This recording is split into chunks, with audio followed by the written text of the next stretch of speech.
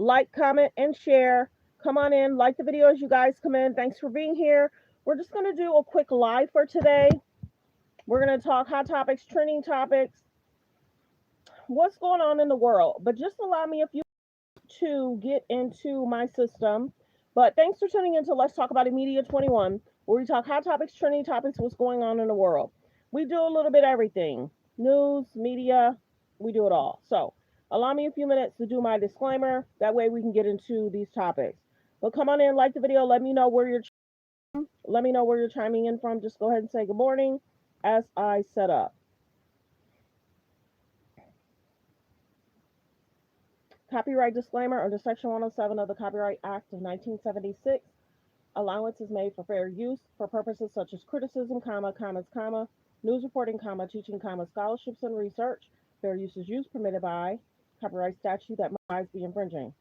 All comments are alleged, in our opinion, and for entertainment purposes only. Come on in, you guys. Like the videos, you guys come in.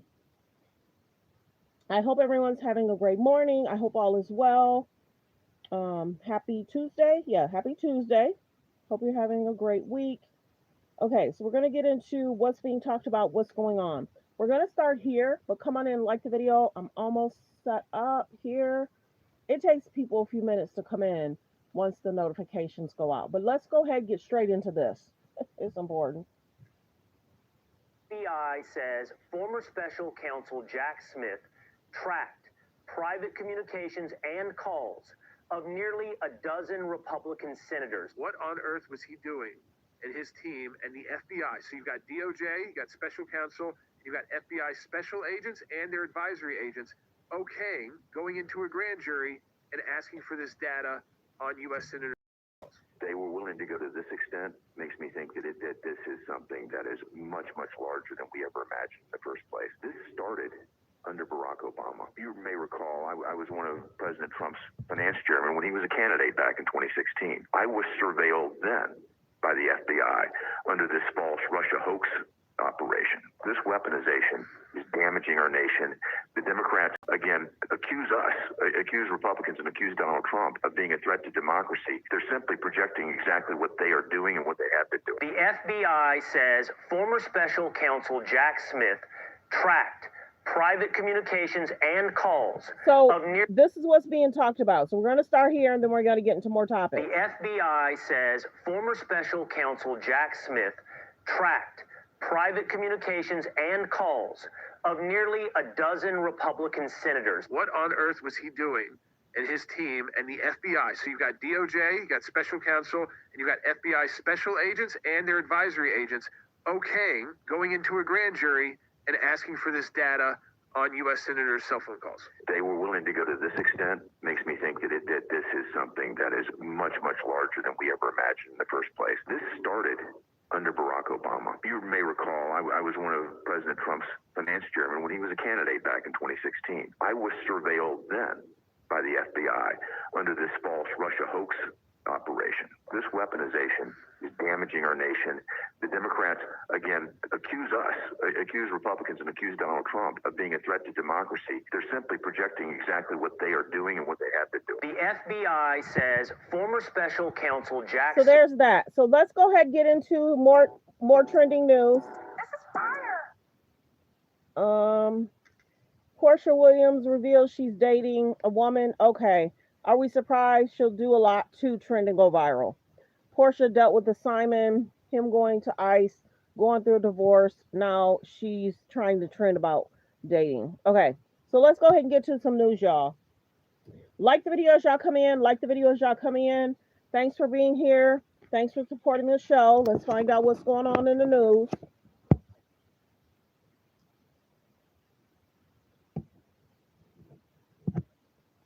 At the National Mall and senior writer at the Dispatch, David Drucker. Ali, we're at the 2-week mark. Hard to believe that, and things at the leadership level seem like they're gridlocked more than ever. Hard to believe, and yet quite obvious, given the fact that both sides have been very clear in maintaining their positions. And you listen to the way that leadership is setting the tone over the weekend into yesterday, and you can see they're not talking to each other. They're very much continuing to talk past each other. Listen. You've heard Chuck Schumer say breathlessly, I just want the 4 leaders to get in a back room and make a deal. We're not doing that. Republicans are eager to return to the actual negotiating table, to finish out full-year appropriations and do work on all the other matters before us, but we won't negotiate in smoke-filled back rooms. Speaker Mike Johnson and I have not met. They've made the decision. Donald Trump has not given them permission to meet, Katie. And we know that until Donald Trump gives them permission to meet, they're going to continue to hide. Like the video, like the video. Fair use, ration clip. Like the video as y'all come in. Let's continue with news. Continue to hide. So look, most of these shutdowns actually do end by leadership getting together, smoke-filled room or not, to actually hammer out what's going to allow their members to take the votes that they need to take to end the government shutdown.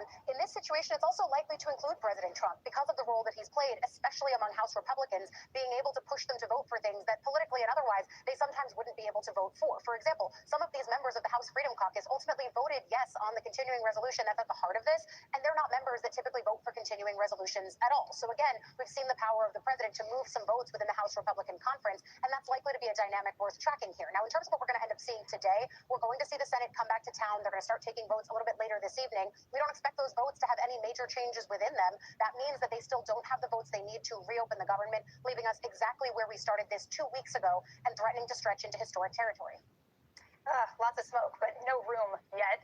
We are expected to hear from Mike Johnson any moment now. He's been addressing reporters every single day since this began, and we will dip into this if we get any headlines out of it. But Ariel, the shutdown is starting to really impact normal people, everyday lives, other facets of society. You are outside of the Smithsonian right now. What kind of impacts are you seeing? Well, you can really feel that impact here on the National Mall, where Smithsonian museums are now closed. And the Smithsonian is the world's largest museum institution. They have 21 different museums. 11 of them are right here in D.C., including the Museum of Natural History right behind me, which is one of the more popular ones. And these museums rely on federal funding. They rely on about 62% of that for their budget. And so moving forward, I think the concern here is how it's going to impact the community. They rely on so much foot traffic down here. Millions of people frequent this area every single year. And what you have to think about are the small businesses, the local restaurants, cafes, bookshops, gift shops, all of the above. They're going to be impacted in the future. Now, they released a tweet kind of detailing what they're going to do moving forward to prepare. They said that we will update our operating status as soon as the situation is resolved. We do not plan to update social media other than to inform you of the changes to our operating status. So their social media is going to go dark. And we have to note as well that the National Zoo is also part of the Smithsonian. They did confirm that those animals will be fed and well cared for. But once again, I mean, as I'm looking around, there's so much less people walking here between tourists, federal workers that are furloughed. That's where we're going to see the impact in the next couple of days, weeks, or however long that this shutdown continues, Ariel. Yeah, that ripple effect continues. And Laura, the administration has used official channels to blame Democrats for this shutdown and the impacts that we're seeing, despite clear laws banning that. So what are they doing, and how are they trying to use airports? No, that's right, Ariel. Since the start of this shutdown, Allie and I actually reported that the administration was sending messages through official government channels telling federal employees that they should blame Democrats, that this was the fault of Democrats, even advising some federal employees who were furloughed to put in their out-of-office messages that Democrats were at fault for the shutdown. Now, Homeland Security Secretary Kristi Noem has cut a video that they want to play in airports that, again, blames Democrats. Take a listen. Good morning. Good morning. It is TSA's top priority to make sure that you have the most pleasant and efficient airport experience as possible while we keep you safe. However, Democrats in Congress refuse to fund the federal government. And because of this, many of our operations are impacted, and most of our TSA employees are working without pay. We will continue to do all that we can to avoid delays that will impact your travel. And our hope is that Democrats will soon recognize the importance of opening the government. But multiple airports have refused to play that message, calling it political messaging, saying that it politicizes the impact shutdown. Those airports that are refusing include Portland, Oregon, Seattle, Buffalo, Charlotte, North Carolina, Cleveland, Ohio, Los Angeles, and Phoenix. Now, we asked the White House as well as the Homeland Security Department if they had a response to the fact that these airports are saying they don't want to play this message. So far, the Homeland Security Department has not responded. A White House spokesperson did respond, Abigail Jackson, saying that the White House isn't going to shy away from sharing the truth with the American people. And Jackson also repeated the false claim that Democrats want to give funding, give health care to undocumented immigrants. But the White House did not directly address the fact that these airports are saying they don't want to play this message, Ariel. David, the White House is more than willing to blame the Democrats, but apparently won't sit down with them to try to hammer all of this out. Why is that, in your opinion? Well, because this is about power politics, right? I mean, these shutdowns always begin as a disagreement over policy. They're framed as a disagreement over policy. Once you get out of the first week, people really settle in, and it becomes about power. Who's going to cave and who's not going to cave. And we've heard that from Speaker Mike Johnson. There's going to be no negotiation over the Obamacare subsidies, even though most Republicans, or at least a good number of Republicans, will vote for them eventually when they make their way to the House and Senate floor, because a lot of their constituents depend on these subsidies and want these subsidies. But if Republicans agree to hold a negotiation in response to the Democratic Party's instigated shutdown, which is how they have framed it. They did this because they wanted to force this issue. Then Republicans will look weak. That's how they look at it. And then it will signal to Democrats that they can wield the filibuster again to extract more concessions out of Republicans. Trump obviously doesn't like that, but House and Senate Republicans on their own don't like that. And look, it brings me back to the 2013 shutdown Republicans instigated over Obamacare. It started that way. The president refused to give in on his signature policy. And then at the time, we were facing a debt ceiling crunch. The debt ceiling had to be raised. Republicans then, looking for a way to win the shutdown or get something, anything out of it, pivoted and asked the president to negotiate over the debt ceiling. You know what he told them? I'm not negotiating anything until you reopen the government because I'm not going to reward this kind of tactic. And that's what you're seeing from Republicans here. Okay, well, Laura, the administration has started mass layoffs. We are keeping an eye on what that could mean for so many federal workers. But on the issue of military pay, which has become sort of a flashpoint issue, the White House figured out a workaround. Like the video, fair use reaction clip. Good morning, everyone. Please hit the subscribe button. There's about 155 in the building. Please hit subscribe. Let's get the likes up. The likes should match the views. The likes should match the views. Let's continue. Figured out a workaround. That's right. So thousands so far have been laid off of federal employees, but the president announced over the weekend that military service members are expected to receive their next paychecks on October 15th. And he directed the Pentagon to use all available funds. Now, we were told that specifically research and development funds will be used to pay service members. And then yesterday, DHS Secretary Kristi Noem said that the Coast Guard will be also receiving their pay through a, quote, innovative solution. The DHS Secretary didn't exactly specify what that innovative solution was, but in her post on X, she appeared to be suggesting that it would be funding that comes from that big spending bill that Republicans passed earlier this summer. David, President Trump oversaw the longest shutdown in history. That was 34 days at the time. That one ran so long, partly because the Pentagon was fully funded throughout it, and we also saw some maneuvers from the White House to prolong this one. It kind of seems like this is just an incentive for both sides to drag this out. Yeah, I mean, the more the motivations for ending the shutdown are eliminated by the administration, the less likely lawmakers are going to feel pressured to do anything about putting this thing to bed. And look, President Trump doesn't like to listen to Congress anyway, right? He's been impounding funds, he's been redirecting funds, he's been firing employees in defiance of statutory civil service law. And so I think he'd like nothing more than to continue to fund the parts of the government that he likes, not have to fund the parts he doesn't. And I mean, I'm being a little tongue-in-cheek here, but part of me wouldn't be surprised if at some point he just said, I'm using my emergency authority as the president to reopen the government. I'll spend money as I see fit, and I don't need Congress. And Congress, at least so far this year, has been content to defer to Trump at every turn. At no point have they told the president, this is our power, and we agree with you on policy. You don't have a right to do that. It's up to us. And this might be the opening he needs to even take more control over the appropriations process. Good morning, everyone. Thanks for being here. Don't forget to hit subscribe. Like the video as you guys come in. Let's get the likes up, everyone. Let's get the likes up. Good morning. Thanks for being here. Please hit subscribe and thank you. Like the video as y'all come in. Like the video as you guys come in. We're just doing a few hot topics, trending topics for the morning. So come on in and like the video, please. Let's continue. And there's no real reason to think this is going to end anytime soon. It is day 267 of the second Trump administration. The federal government has been shut down for nearly 2 weeks now, and there's no real reason to think this is going to end anytime soon. The House isn't even set to meet again for another week. The Senate will vote on a clean funding bill again tomorrow night, and it's expected to fail for the 8th time. And for the first time in our country, the White House has responded to a shutdown by seeing it as a window to thousands of federal workers. Those cuts have decimated the Department of Education, specifically the staff working on special education services, as well as staff at the CDC. Within a day, the White House began walking back some of those CDC firings. Here's what Speaker Mike Johnson said today about the cuts. We know the president is forward with mass layoffs, so we're also learning there were significant cuts to staff at the special education services. Are you comfortable with those cuts? haven't seen the specifics of that, and I don't know. I do know that each of the cabinet secretaries were asked to assist OMB to determine what the most essential programs are and what the priorities are for the policies and all of that. And I've been so busy on all this, I've not had a chance to dig into the details of each division and how it's happened. Johnson also warned we could be headed toward one of the longest shutdowns so far. Meanwhile, Vice President J.D. Vance said there will be deeper cuts to the federal workforce the longer this whole thing drags on. But the military will not miss a paycheck. President Trump ordered the Pentagon to repurpose some of its research funding to pay members of the armed services. But some are questioning if that's even legal. While the shutdown drags on here at home, Trump spent today in the Middle East celebrating the signing of the Gaza peace deal and the return of the surviving Israeli hostages. Generations from now, this will be remembered as the moment that everything began to change, and change very much for the better. Like the USA right now, it will be the golden age of Israel and the golden age of the Middle East.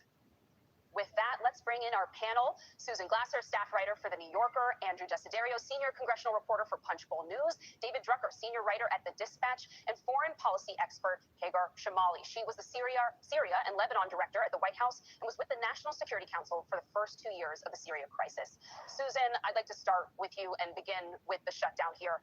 The White House is carrying out these unprecedented layoffs, getting rid of the people that run special education programs for children, then scrambling to hire back infectious disease experts that have been fired in the dead of night.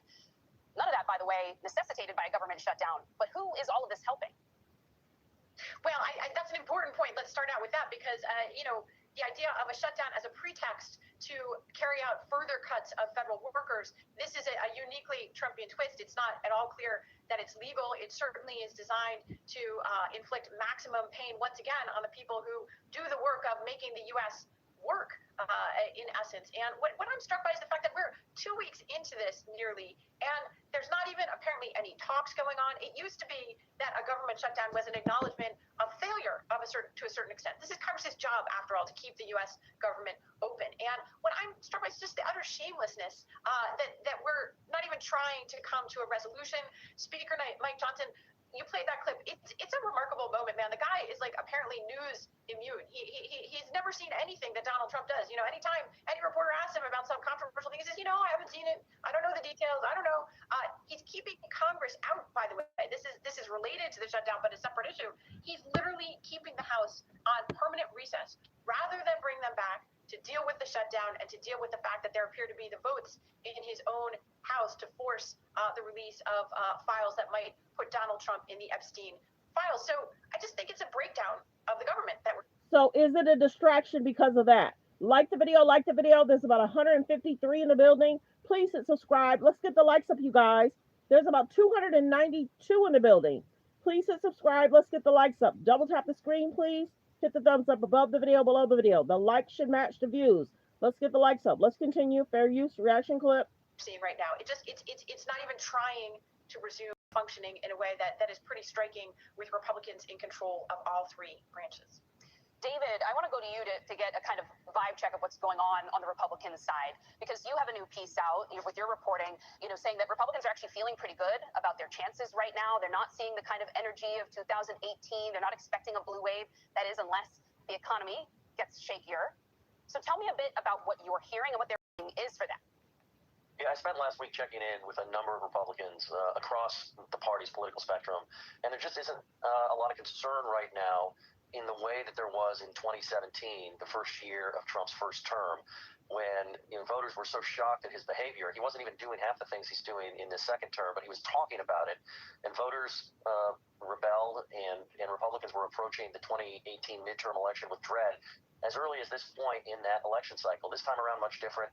A lot of Republicans look at Donald Trump being reelected after everything that went on at the end of 2020 and during the 4 years out of office, and they look at somebody who's resilient and has a stronger connection with more voters than he did then, and they just don't get rattled the way they did in the past. And look, they are concerned about the economy. Almost the consensus I got was that his trade regime, the tariffs he's wielding, they wish he would just drop that whole thing and let the economy flourish. So that is something that's highly concerning to them. But everything else that we've been talking about, the shutdown, the executive overreach, the Justice Department going after Trump's political enemies at his direction. None of that is worrying them in the slightest, and they're very comfortable where things are right now, particularly because the party in the White House is supposed to have midterm headwinds. It's not supposed to be easy, but they see an opportunity to hold on to their majorities in the Senate for sure, and possibly in the House. Andrew, do you think both sides then are just dug in right now? Because for the Democrats and the sort of Democratic base, the voters that I've been talking to, especially ahead of the No Kings protest planned for this coming weekend, they do not want cooperation. Being anti-Trump and not cooperating, collaborating with this administration is sort of the number one thing that comes up time and time again when I talk to those folks. So it doesn't seem like the incentive is there on the Democratic side to be the first to fold here. What are you expecting? What is your reporting telling you? I think that's absolutely right. The posture of Democrats right now is to fight Trump at all costs. But what's ironic about that is that what Trump is doing by, making these moves that might be illegal in terms of moving money around to pay the troops, for example, or some other options we could see throughout this week that the administration could take in terms of paying other types of federal workers or restoring some programs that are not operating right now because of the shutdown. What those moves do is it basically removes pain points. And what I mean by pain points is anything that comes up in the near future that could make Democrats and even Republicans very squeamish about their sort of ongoing posture in this shutdown and want to come to the table to try to end it because of the potential pain that could come from it, right? If members of the military are getting paid, federal law enforcement officers are getting paid, the Women, Infant, and Children program, the WIC program as it's called, if that ends up getting funded somehow unilaterally by the administration, then Democrats can look at that and say, we are much more comfortable in our current posture in terms of not providing the votes to fund the government. So what the administration could be doing over this next week here could actually make Democrats feel even more emboldened and make it likelier that this shutdown lasts many more weeks. Like the video, fair use reaction clip. What do you guys think about the shutdown? I did do a short in regards to the special education. Of course, many people feel that's a huge concern. Donald Trump's political power lies in being able to convince his Like the supporters video. of anything and everything. The loud public dissent from inside his Good coalition morning. from prominent MAGA influencers might be the thing that will melt his carefully crafted alternative fact-based reality faster than the Wicked Witch in The Wizard of Oz. And that is exactly what is starting to happen with his ugly and clunky and... There's about 306 in the building. If I can get all 306 to please hit the subscribe button. Let's get the likes up, you guys. 306, we got 18 likes. The likes should match the views. Hit the like button as you come in. Mass deportation scheme. The sight and the sound and the smells of heavily armed federal agents sweeping up people with no criminal records, everyone from grandmas to kids, everywhere from outside of schools to outside of bakeries, even to a Marine base. Those sights and sounds are proving to be too much for arguably the most influential podcaster in the MAGA-adjacent universe. Here's Joe Rogan. The way it looks is horrific. When you're just arresting people in front of their kids and just normal, regular people that have been here for 20 years, that everybody who has a heart can't get along with that. No. Everybody who has a heart sees that and goes, that can't be right. That can't be right. That can't be the only way to do this. Right. Because you have to think, look, yeah, we have to have a border. Yes, it should have been secure. Yes, they should make sure you know who everybody is before they get in. Yeah. But when people have been here for 20 years, like, come on, man. That's crazy. Like, let's find a way. If they've been productive members of society for 20 years, no criminal record, they worked the entire time, they pay taxes, find them a pathway to citizenship. Find a way where you can do this thing that you want to do, which is keep terrorists and cartel members from getting across the border with drugs that kill 100,000 people a year. Okay, but also have a... Like the video, fair use reaction clip. Because if you don't, you're not going to get anybody on your side. If you're doing this stuff publicly, throwing women to the ground, handcuffing people just for existing on the wrong side of the dirt. Not a criminal. The only crime they ever committed was coming over here as a kid. They probably didn't even know what the was going on. Man. You know, a lot of kids got snuck across when they were already born in Mexico. And they've grown up their entire life in America. They can't even speak Spanish. And they could get sent back. Our only edit there is they have been sent back. They have been sent back already, Joe Rogan. But a new standard there emerging in American politics and in one of the most influential media bubbles in American politics, the Rogan standard is that it is now, quote, heartless if you were for sending anyone back who's been in the country 20 years, anyone other than, quote, terrorists and people coming in with drugs, have an effing heart. And if you do it anyway, you don't have one. But importantly, me because he's said things before and we didn't lead with them. He's not alone. Disapproval and unease with Trump's mass deportation scheme extends to some of Trump's most diehard elected supporters as well.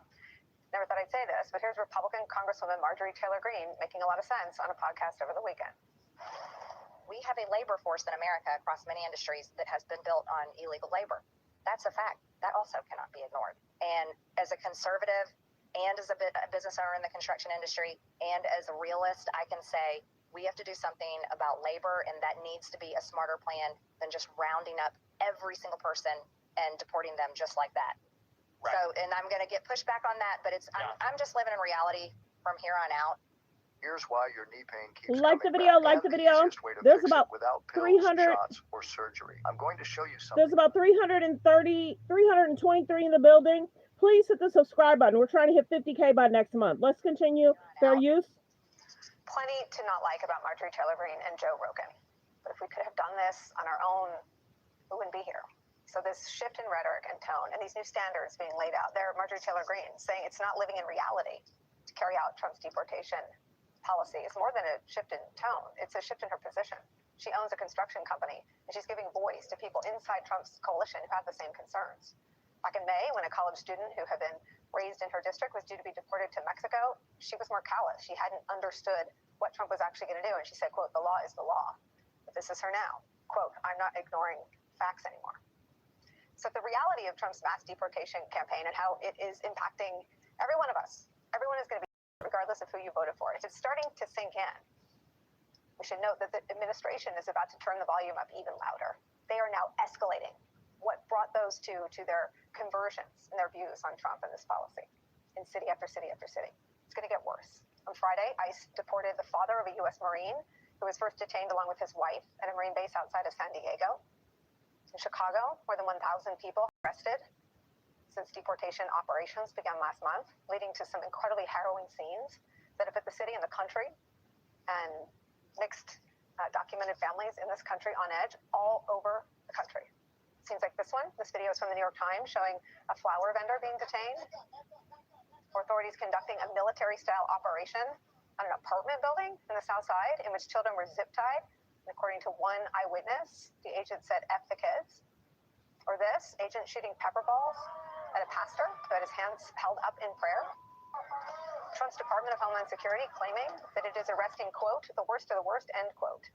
But brand new reporting from MSNBC blows that lie out of the water, reveals that out of the more than 1,000 arrests made in Chicago, quote, the agency provided detailed information for only 10 men with criminal background, about 1% of those detained, making independent verification difficult. The public intra-MAGA backlash to the open cruelty of Donald Trump's mass deportation campaign is where we start today with some of our favorite reporters and friends. MSNBC senior national and political correspondent Jacob Sobroff is at the table, plus Polestar president of... Please hit subscribe. There's about 575 in the building. Let's get the likes up, you guys. Good morning, good morning. Let me know where you're chiming in from. 557 in the building and 24 likes. Let's get the likes up, you guys. The likes should match the views. Please double tap that screen to get the likes up. Thank you. Please hit subscribe and thank you. Also at the table. Hello, Alabama. At the table, Tim Miller, MSNBC political analyst, host of the Bulwark podcast. Tim Miller also joins us. Jacob, this is your new reporting we landed on. Take us through it. Well, it is heartening, I think, in some measure to hear the clip you played from Joe Rogan. It's heartening to hear Marjorie Taylor Greene. Chicago. Like you, I think back, when I hear that, to what I saw on the floor of the Republican convention. They weren't saying it when the sign said mass deportations now, but they are waking up to the fact that mass deportations are family separation by another name. And anybody who pays any amount of attention to this knows that and has known that for the better part of over a year now, since they were pushing this in the summer at the convention. But now it's actually playing out on the streets all across the country. And Chicago is the latest place where I saw it, and Kay Guerrero, our senior producer, and I spent the better part of a week there last week. We saw that over the course of just one day, multiple detentions happening of multiple people going about their quotidian activities. And so we wanted to dive deeper to understand, well, is what we saw the exception or is it the rule? And it is the rule. They talk about that apartment building on the South Shore where they detained 37 people. 8 of those 37 had some form of criminal record. One of them has some association with Tren de Aragua. When we look at Maricela... Let me just interrupt you. So who authorized the helicopter to pursue one alleged member of Tren de Aragua? I don't, and so the honest answer is I can't tell you the specific person, but that kind of an operation, Greg Mavino is the chief patrol agent of the Border Patrol. He went from Los Angeles to Chicago to carry out what they did on the streets of LA, on the streets of Chicago. And for me, it was like deja vu. It was like seeing the same scenes play out in almost exactly the same order. First, they come out with literally flashbangs. Hello. Shock and awe to people on the street as they terrorize the community. And then you see who they're really going after. Like Maricela, the 53-year-old mother, who was just going to buy meat for a stew. And just to remind everybody, we have more reporting about her, but I would love to show everybody a little bit of that detention. Watch this. Señora, no tiene que decirles nada, si tiene papeles. Hey, ciudadana americana. Yes, I am. What's your badge? Are you a United States citizen? I am. Are you? Okay, I'm going to need you to... There's about 586 in the building. Please hit the subscribe button. Please hit the subscribe button. We're trying to hit 50K by next month. Good morning, or good afternoon, depending on where you are. Please continue to hit the like button, you guys. Let me get 200 people to hit that like button. Double tap that screen. Hit the thumbs up above the video, below the video. It brings more people in. Keeps me in the algorithm. Señora, ¿cómo se llama? Hey. Señora, ¿cómo se llama? No estoy pidiéndole... Señora, ¿cómo se llama? Policía de familia. Don't touch me. You're not allowed to touch me. Señora, ¿cómo se llama? Dígame su nombre. Dígame su nombre. Look at guys. Look at this fascist right here. Hello, Anonymous. Thanks for being here. Thank you. Señora, dígame su nombre. Grítelo. Grítelo otra vez. Grítelo. ¡Ay, está aquí! ¡No salga! She was going to buy meat for a stew, as we talked about last week. And why wouldn't the agent just tell the witness? Why is taking people away and keeping them anonymous part of their protocol? Because that is what they want people to see. The show of force is the point. Adam Serwer said the cruelty is the point. Letting people see this is the point. They want these images to be out. They're making their own videos. Department of Homeland Security is walking around Chicago with a film crew. So then why are they telling people to get away? Because I think that what they don't want is for people to actually intervene and stop it from happening so that they can have this type of content to show the world. And so 70% of people in ICE detention have no criminal record right now. 70% of people, when they said they're going after the worst of the worst. And you said that 10 people is who they provided evidence for out of the 1,000 detained since the beginning of September in Chicago. Like the video, fair use reaction clip. Like the video as you guys come in. Thanks for being here, you guys. Thank you. Let's continue. Fair use reaction clip. To go sign things. We don't exactly know what the things were that he signed, but they purported to be related to the Israeli-Hamas ceasefire deal, the release. He turned and he said to the strongman leader of Egypt, who took power in a military coup, a guy who Trump in his first term called his favorite dictator, Trump turned to the microphone today in Egypt and he said this. He said, "There was a reason we chose Egypt, because you were very helpful. Everybody wanted to have this. You are a great leader. You have very little crime." Then he said, quote, "I want to thank you. He's been my friend right from the beginning during the campaign against crooked Hillary Clinton. Have you heard of her?" He's gesturing to the president of Egypt and saying, "He's been my friend from the beginning during the campaign against crooked Hillary Clinton." Why is he talking about Hillary Clinton today? In the midst of everything else. Why is he talking about Hillary Clinton in Egypt? How in the heck does Hillary Clinton have anything to do with him being in Egypt, with his relationship with the president of Egypt? Yeah, it turns out, funny story. In Donald Trump's 2016 run for president against Hillary Clinton, one of the unexplained twists in that campaign was that Trump picked a foreign leader to call his favorite dictator during the campaign, which is not a typical thing that an American presidential candidate might do. You might think that the American people might not like that, but Trump went out on a limb and did that anyway. Before he was elected, during the campaign, he singled out the military strongman leader of Egypt as his favorite dictator. He actually showered him with all sorts of inexplicable praise. And I mean it was inexplicable because, this is not something for which there's like a big domestic audience during a presidential campaign. Why do you want to vote for somebody for president who's praising who his favorite dictator is and why he likes this military strongman abroad? It was so weird. But he was really sort of insistent about it just a few weeks before Election Day, as Donald Trump's campaign was running out of money. And it really looked like he was going to lose to Hillary Clinton. Donald Trump, at the height of the 2016 presidential campaign, he took a one-on-one meeting with the president of Egypt.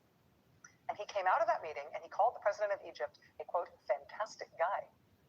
He promised him that if Donald Trump, was elected president, the United States would be a, quote, loyal friend to Egypt. And then when Trump, in fact, was elected, he very much made good on that. He brought the president of Egypt to be one of his first guests at the White House. Egypt, really? He showered him with totally unqualified praise. What's that about? Then he gave Egypt nearly that his own Trump-appointed State Department leadership opposed him giving. Then he gave them more than $1 billion after that. He just loved the president of Egypt. Couldn't do enough for the president of Egypt. Couldn't say why he loved him so much, but he just kept pouring it on. What was that about? I want to thank you. Another one. He's been my friend right from the beginning. During the campaign, crooked Hillary Clinton. That was today. He's been my friend right from the beginning during the campaign against crooked Hillary Clinton. I want to thank you. Something about his love for Egypt's president goes back to his campaign against Hillary Clinton in 2016. What could that be? Oh, right. Last year, there was landmark reporting from the Washington Post. There's about 512 in the building. Please hit the subscribe button. Please hit the subscribe button. We're trying to hit 50K by next month. We're trying to hit 50K. If all 512 subscribe, thank you. That'll be an amazing day for me. Please hit subscribe. Let's continue. Continue to get the likes up, you guys. Double tap the screen. Hit the thumbs up above the video, below the video. Fair use reaction clip. Let's continue. Including our own Carol Leonnig, about one of the Justice Department investigations into Donald Trump that was shut down by his appointees once he became president. This was the headline, quote, $10 million cash withdrawal drove secret probe into whether Trump took money from Egypt. Now, when this story was published by the Washington Post, Trump's campaign, of course, called it fake news. But here's what that reporting said. During his campaign in 2016 against Hillary Clinton, the Trump campaign really had run out of money. His advisors were begging him to put in more of his own money into the campaign, and he was reportedly saying, no, he couldn't do it, or at least he wouldn't do it. But then he met with the president of Egypt, this inexplicable meeting he took at the height of the campaign with the president of Egypt. And somehow, shortly thereafter, he changed his mind about how much money he could give to his campaign. Yes, suddenly he could give $10 million of his own money to his campaign in the last crucial weeks before the election. He had somehow come up with $10 million that he felt he could afford to give his campaign. Interestingly, at the time, it was little notice, but he said he would give that $10 million as a loan, not as a donation, so that meant he would expect to be paid back that $10 million. Donald Trump, at the very last minute, supercharges his 2016 campaign with a $10 million loan right at the end. He then does win the election. Does Donald Trump ever get that $10 million back?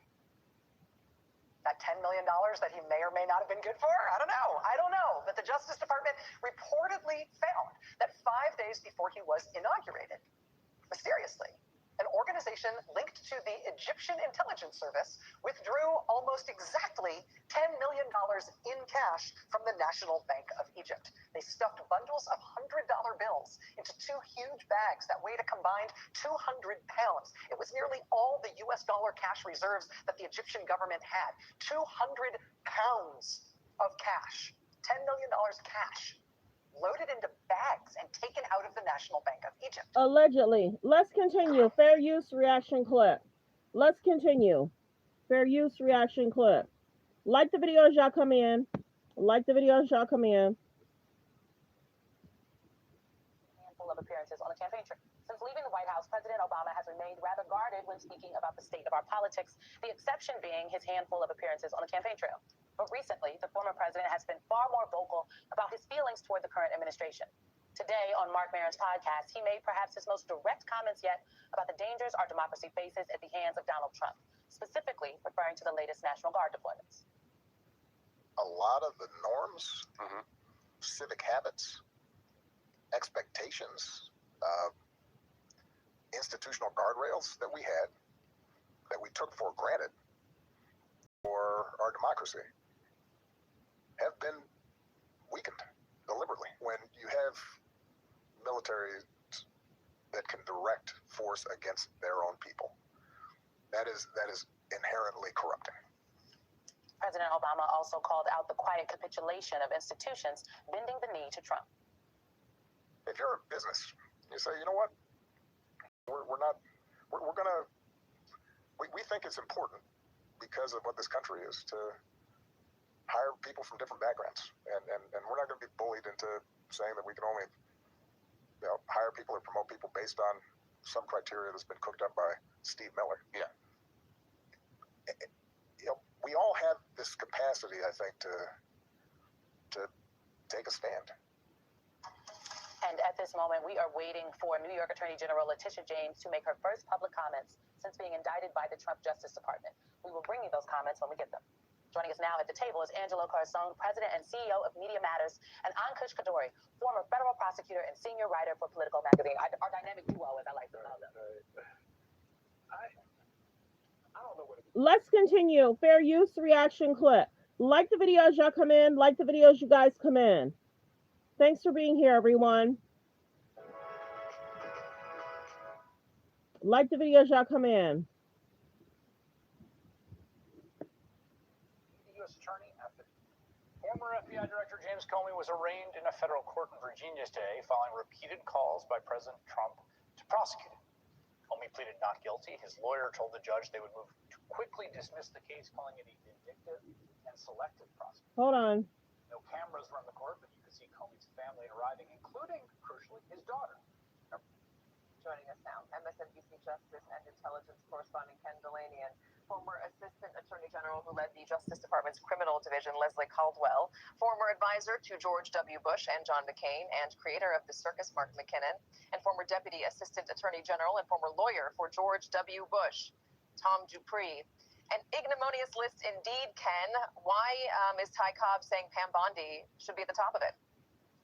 Well, you know what's so interesting about that clip you just played, Katie, is that those indictments were handed down during the Nixon administration. Richard Nixon was still president. He didn't resign until August. And it just shows you what a different world we're living in right now, because even then, even as he was trying to preserve his viability and stay in office, he knew, because there was still a sense of shame in politics, and there was still a public opinion and sort of one truth that people who watched the nightly news agreed to, he knew that he had to satisfy the public. There clearly was a scandal. People clearly committed misconduct. And so the Justice Department was indicting these people. That would never happen in the Trump administration. It's very clear because we have, for example, evidence that Tom Homan and the Borders are accepted $50,000 in cash. There was a bribery investigation. That investigation is gone now. No one I talked to inside the FBI or the DOJ could imagine any kind of charge of misconduct or corruption being brought by this Justice Department against currently serving officials in the Trump administration. So in a sense, this is a much worse situation than we found ourselves with John Mitchell and in Watergate, because even then there was some distance between Richard Nixon and the FBI, Richard Nixon and the DOJ. There is no distance right now. The White House is clearly calling the shots. They're deciding who gets prosecuted and who doesn't get prosecuted. And Pam Bondi is a cheerleader for the president, going on, standing in front of the Senate and defending everything he does and lobbing personal attacks at senators who ask for basic oversight questions. So that's... Like the video, fair use reaction clip. Like the videos you guys come in. Thanks for being here. Let's continue. Fair use reaction clip.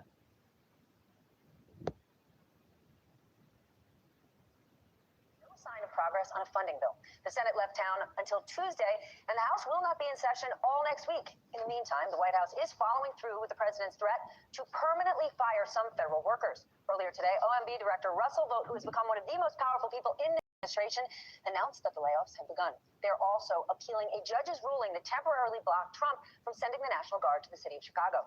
Meanwhile, another one of the president's perceived enemies could soon face charges. MSNBC reports that the acting U.S. attorney in Maryland is moving to seek charges against former National Security Advisor, Trump's former National Security Advisor, John Bolton.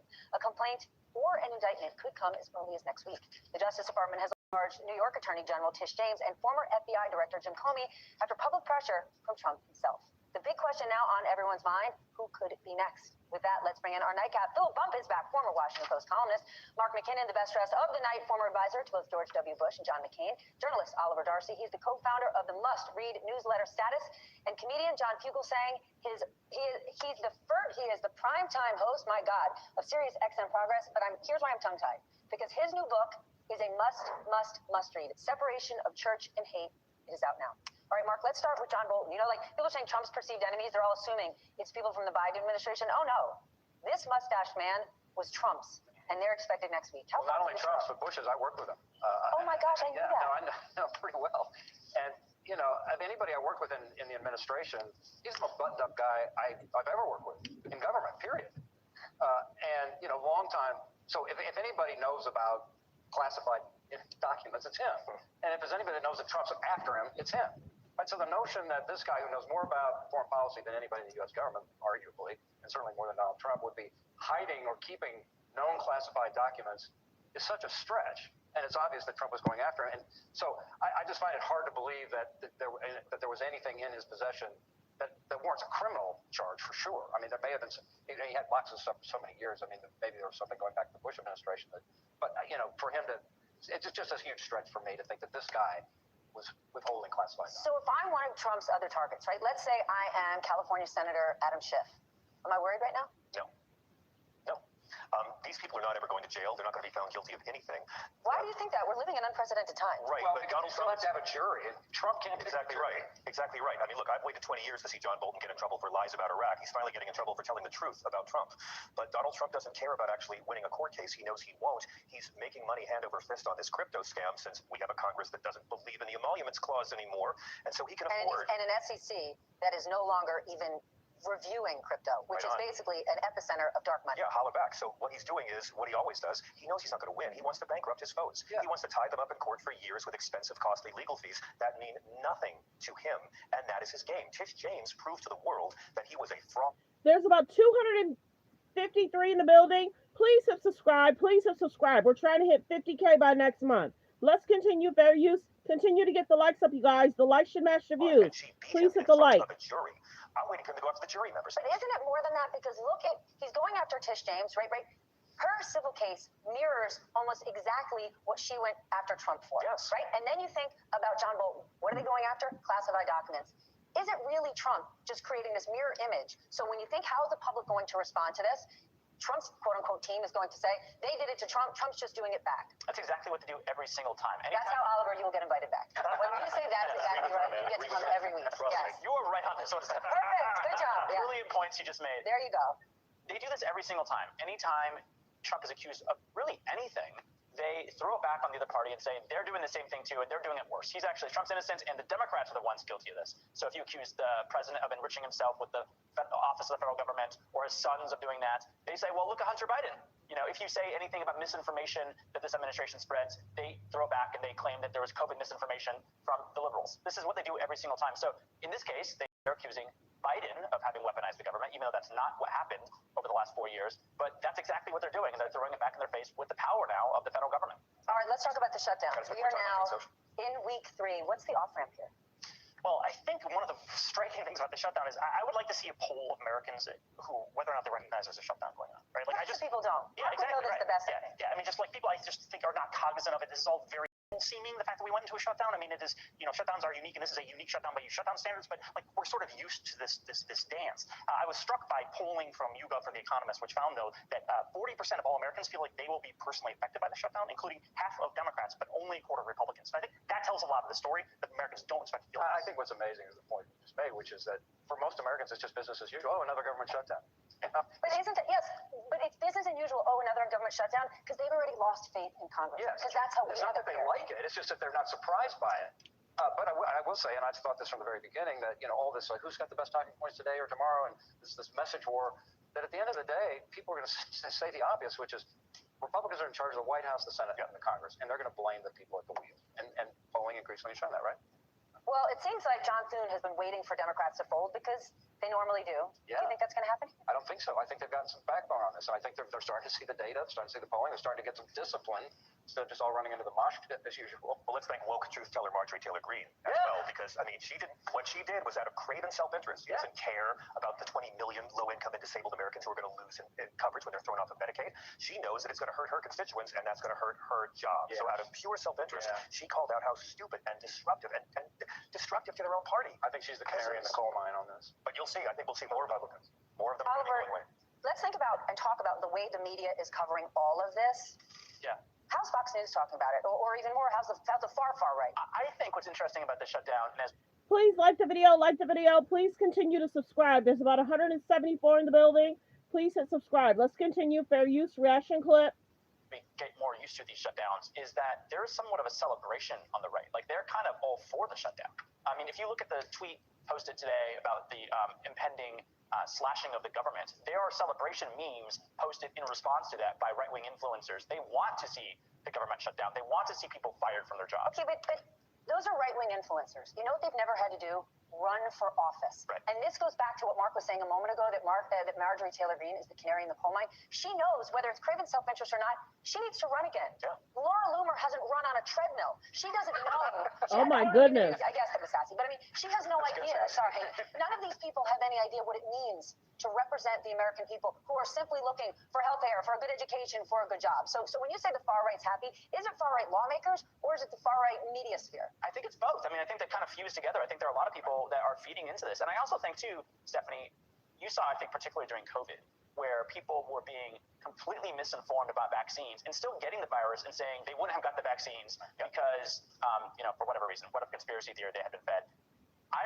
Even though it's against their self-interest, I'm not convinced that a lot of people are not still celebrating this. I mean, I think if you look at Breitbart 2 and you look at the Gateway Pundits and all these far-right websites or Benny Johnson's podcast, I think there's a totally different inspiring people. But it's not the case, or is that the fringe? Because even when you think about people, but even when you think about people that speak out against vaccines, that's the minority, and the majority. Good afternoon. Good afternoon. Let me know where you're chiming in from. There's about 212 in the building. Please hit the subscribe button. If you already hit subscribe, thank you. If you already hit like, thank you. Let me know where you're chiming in from. Let's continue. Fair use reaction clip. Good afternoon, everyone. Thanks for saying hello. Go out and get a vaccine every day. We don't write a tweet about it. We just do it. But who are Republican politicians listening to? They're listening to their base, and their base is listening to those influencers. Exactly right. They're all beholden to Donald Trump broadly, but to this universe secondarily. Well, this is all just part of the long narrative that's going on in politics for a long time, which is government's bad, government's evil. We don't need it. Shut it down. But when John Boehner was speaker, well, they are in charge of it, and so they're doing what they want to do, which is to just shut it down, shut down government because it's bad. But what's going to happen is, very soon, and you look at the data on the states where Medicaid is going to impact and who it's impacting, and it's all red states. Just wait till that happens, and their constituents feel the pain. Did these Republican lawmakers think Medicare and Medicaid are democratic policies? Yeah. Yes. Yeah. Because they were. It's FDR care and LBJ care. But now it's 2025, and millions of Americans are dependent on them. Sorry, I cut you off. No. I was just going to say that when John Boehner was speaker and there was a shutdown, the reaction and the coverage in right-wing media was totally different than it is today. It has been so far radicalized, it's so extreme now that I think that's what makes these shutdowns actually more difficult to solve. It's not like there's a pain point on the right at this point. It doesn't feel like it to me. It feels like they are like celebrating and saying this is the Schumer shutdown. Well, I don't know. Troops might be a pain point. Well, yeah, but also, I mean, at the end of the day, this is not a shutdown. It's an engineered hostage crisis. Like the video, fair use reaction clip. Like the video as you guys come in. There's about 143 in the building. Please subscribe. It's not a shutdown. It's an engineered hostage crisis. They had the leaked memo saying that federal workers are not necessarily entitled to back pay when this is done. They're already trying to find a way, because they have to give tax breaks to billionaires who don't need them, to find ways to not pay the federal workers who are still showing up every day when this whole thing is over. That's Why crazy. Working people still fall for this party that worships golden toilets but hates the people that clean them. Can we just stay on that? Because as we're watching this shutdown, right, they kind of moved away from this talking point, but for the first 2 weeks, it was Democrats want to give free health care to undocumented immigrants, right? This idea that an undocumented immigrant is stealing health care in an emergency room. I can't get my broken arm treated because an illegal immigrant is there to get a flu shot. That has people fired up. But billionaires who are not paying their fair share in taxes, who are not just leaving states where they don't want to pay taxes, they're leaving the country so they don't have to pay taxes, that seems to be a non-issue. Yeah, well, I mean, again, going back to the point we were discussing before, the Republican base, the people who listen to the conversation in the Republican sphere are not cognizant of that argument, right? This is not what's covered on Fox News, right? And I think they will be when it hits them. Well, potentially, but we've seen, to Oliver's point, so many times when things have hit them that have been downstream from Donald Trump, where they've been like, I don't know what's causing this, but I love Donald Trump, right? Like, it's just an effect. I think the key difference in this shutdown is that both sides are willing to have there be a shutdown, and that the Democratic Party has a base that's like, yeah, to hell with them, especially given the fact that the government's already said, oh, well, if we pass this thing, we're going to use rescissions anyway and cut the spending, right? Like, there are all these factors that make this different, but I think the Republican side is still, to Mark's point, anti-government to the extent that it's just like, yeah, to hell with them, they don't need to work it. Like the video, fair use reaction clip. Like the video as you guys come in. Let me know what y'all think about the shutdown. Sports and Monday Night Football, the Bears beat the Commanders. Like the video, fair use reaction clip.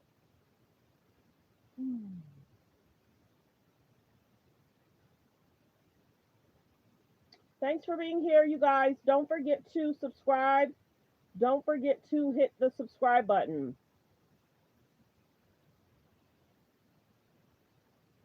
They scared me and failed me. Like, I did not have a good experience at it. Don't forget to hit the subscribe button.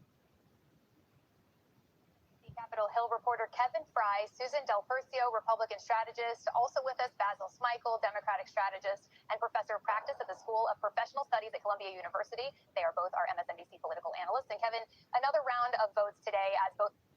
first off, negative Nancy, whoever the heck you are, you can go on your own page and be rude. Don't come over here and be rude. Go do you. Take that negative vibe somewhere else. Nobody has time for Parties that. are still totally dug in. Is there any end in sight to this standoff? Quite frankly, no. I mean, you saw the Office of Management and Budget today so far as to essentially tweet that they're battening down the hatches and preparing for the long haul. And you've seen really the same familiar tit for tat between the parties just playing out today, as you just played that clip from Johnson earlier today. He was asked, why not just engage? Why not negotiate now that clearly there is no movement on the other side also? And he said that I'm doing the right thing. And he argued, I don't have a strategy in all of this. At the same time, across the aisle, you're hearing Congressman Hakeem Jeffries, a tough Democrat on the House side, going so far to suggest that Trump has not given Speaker Johnson permission to engage. And thus the push and pull continues. As you mentioned, there is a vote that is coming up later this evening in the Senate. Yet again, they didn't have the course of the weekend, but they will be back. We expect that vote to fail. We expect a handful of Democrats perhaps to join with the Republicans like they have in the past, but certainly not enough to meet that 60-vote filibuster threshold. And one other thing that's important to note this week as we get going is that some of the pinch points have been kind of lifted that might have forced Democrats to the table, including the one coming up just later this week when the troops were expected to be miss a paycheck. Well, Trump has now said they're going to pay. And then, of course, they're also moving ahead with providing funding for women's and babies through the WIC program. So things that could have kind of put the pain on Democrats have been at least removed from the scenario for the moment. So, Basil, it seems like, to Kevin's point there, and Kevin, thank you for your reporting, that the fact that they found the money to pay the military, the fact that they are now compensating for WIC, it seems as though this would have been a win for Republicans optically, but is this actually providing Democrats with some cover to continue their fight on healthcare? Well, as Kevin said, I think it does provide that kind of cover. But first and foremost, I'm glad that the money was found to be able to do those things, particularly for the military, that actually does live check to check. They're not making tremendous amounts of money. And so it also indicates to a lot of voters that when you want to find the money to do things, you'll find it, right? And that's at practically every level of government. And I think that's one of the things that Democrats could continue to hammer home in this period of time, to say that, look, Republicans can find money to do the things they want to protect the people they care about. Why don't they care about you in this moment on these issues, particularly healthcare? Speaking of healthcare, so we're hearing from Punchbowl and other sources that Republicans are quietly behind closed doors trying to ideate on a way to get some kind of movement on healthcare. Is this a sign that Republicans know it's a losing issue to be stymieing those subsidies? It absolutely is a losing issue for them, and it's one with a clock on it. And I can't emphasize enough how important a clock is on something when it comes to getting things done in Washington. Because come November 1st is open enrollment. That's now. So people this month of October are getting notices that their insurance premiums are doubling, tripling in some cases. And next month, they're going to have to start committing to that. And that's where I think the Republicans find themselves in the most difficult position, because those increases become real. And they know, I think that's why Trump's trying to front load some of the cocaine that he talks about, because the longer the Democrats hold on to that November 1st date, I think they will be successful. The Democrats also have one other thing that I think the public will recognize. You can't trust President Trump to follow through on a deal. And what I mean by that is if they said pass a clean continuing resolution, which is what the Republicans have done, and typically what the Democrats want, pass a clean CR, then we'll get to the issue at hand. You can't trust Trump that he'll actually do the vote thing and then not try and take credit for all of it, even if he does. So it's a smart negotiation tactic for the Democrats. The question is how long can the Republicans hold on? And that's why I think they're paying the troops and the WIC program, because they can't take much more pain on this. Basil, this is obviously affecting so many facets of the federal government. Kristi Noem says that it's not going to impact the National Guard, but we've seen furloughs of airport workers and other essential workers. But this is essentially letting the White House handpick who's essential, who's not, and for Russ Vought to make the case, if you're at home and we don't need you, maybe we really don't need you. Does this backfire on Republicans at some point? And are Democrats harnessing the moment to make the message here? Well, I think it can, and we're already starting to see that. It's important to remember that there is a really important gubernatorial race in the state of Virginia, where you have a lot of workers who have been impacted by the layoffs, by the furloughs. You've got not only government workers, but government contractors. So this is really playing out in a state that's purplish, as some have said. So yeah, so there is that dynamic. And to Susan's point, when the president is making these decisions about what is essential, what isn't, there was an article the other day that talked about this. He sometimes has these negotiations and makes these deals without this sort of moral obligation in the negotiation. So it's about just making the actual deal. So what I think that potential outcome here is that a deal could be struck, but who is it actually benefiting? Who is it going to be good for? And if Democrats can make the argument that it continues to benefit the rich, which is where a lot of his positions lean, then there's still going to be more pain for the average American voter. So, Susan, if we keep seeing the deep cuts, could that look bad for Republicans as though this was the plan all along? It could, and it's also like really reminiscent of the Doge cuts. And when you know, just to give you an idea, like they just happen indiscriminately at the CDC. About 700 workers were fired that are now deemed essential, so they're trying to get them back. That was about half of the layoffs they put in last week. So it seems scattered. It seems that it's meant to punish Democrats, and I don't think the public really likes to see that kind of look on its government. Yeah, the punitive aspect of that can't be diminished, and also the impact on real Americans that we're seeing. So I just want to get both of your perspectives, Baz, I'll start with you, on whether it's rare to see in a moment of government crisis where our government is shut down. The president's sights are clearly in the Middle East, dealing with Ukraine. We're going to have the Argentine president here later today. He's clearly focused on foreign policy. The American people know that the government's shut down. Is that rare to see? It's not rare to see, and a lot of voters don't generally vote on foreign policy. Obviously, what's happening with Israel and Gaza has been affecting campaigns. But I will say, again, to my earlier point, country has a lot of money to bail out Argentina. What about the farmers? Yeah, and that was the one. That's the one that really I think will stick in the craw of a lot of people is the Argentine bailout. Meeting with Zelensky again, it sort of goes a bit against his base's wishes right now to help keep funding Ukraine. And what the president did in the Middle East, which I think was remarkable and just a huge coup for him and for the stabilization of the region, is that it's kind of against his base. And so he's making these decisions, and it's interesting where he's letting it go. But the bailout for the Argentine government is the real one that I think the Democrats will use against them. I could continue this conversation forever. Susan Del Percio and Basil Smith. Good afternoon. Good afternoon. Like the videos, you guys come in. Like the videos, you guys come in. I hope everyone's having a great day. Good afternoon. Please hit subscribe. There's about 161 in the building. Of his own opponents. The DOJ on this blatant tear, new charges against the New York Attorney General, Letitia James, former Director Comey, and other moves against officials who have crossed Trump. News of the DOJ pushing a grand jury to indict Trump's own former aide. John Bolton was a big deal going into the weekend. Trump also now pushing for new charges against Democratic Senator Adam Schiff, calling on the, quote, authorities that he controls to investigate the senator. And this comes after Trump named Schiff among two other people who have since been indicted.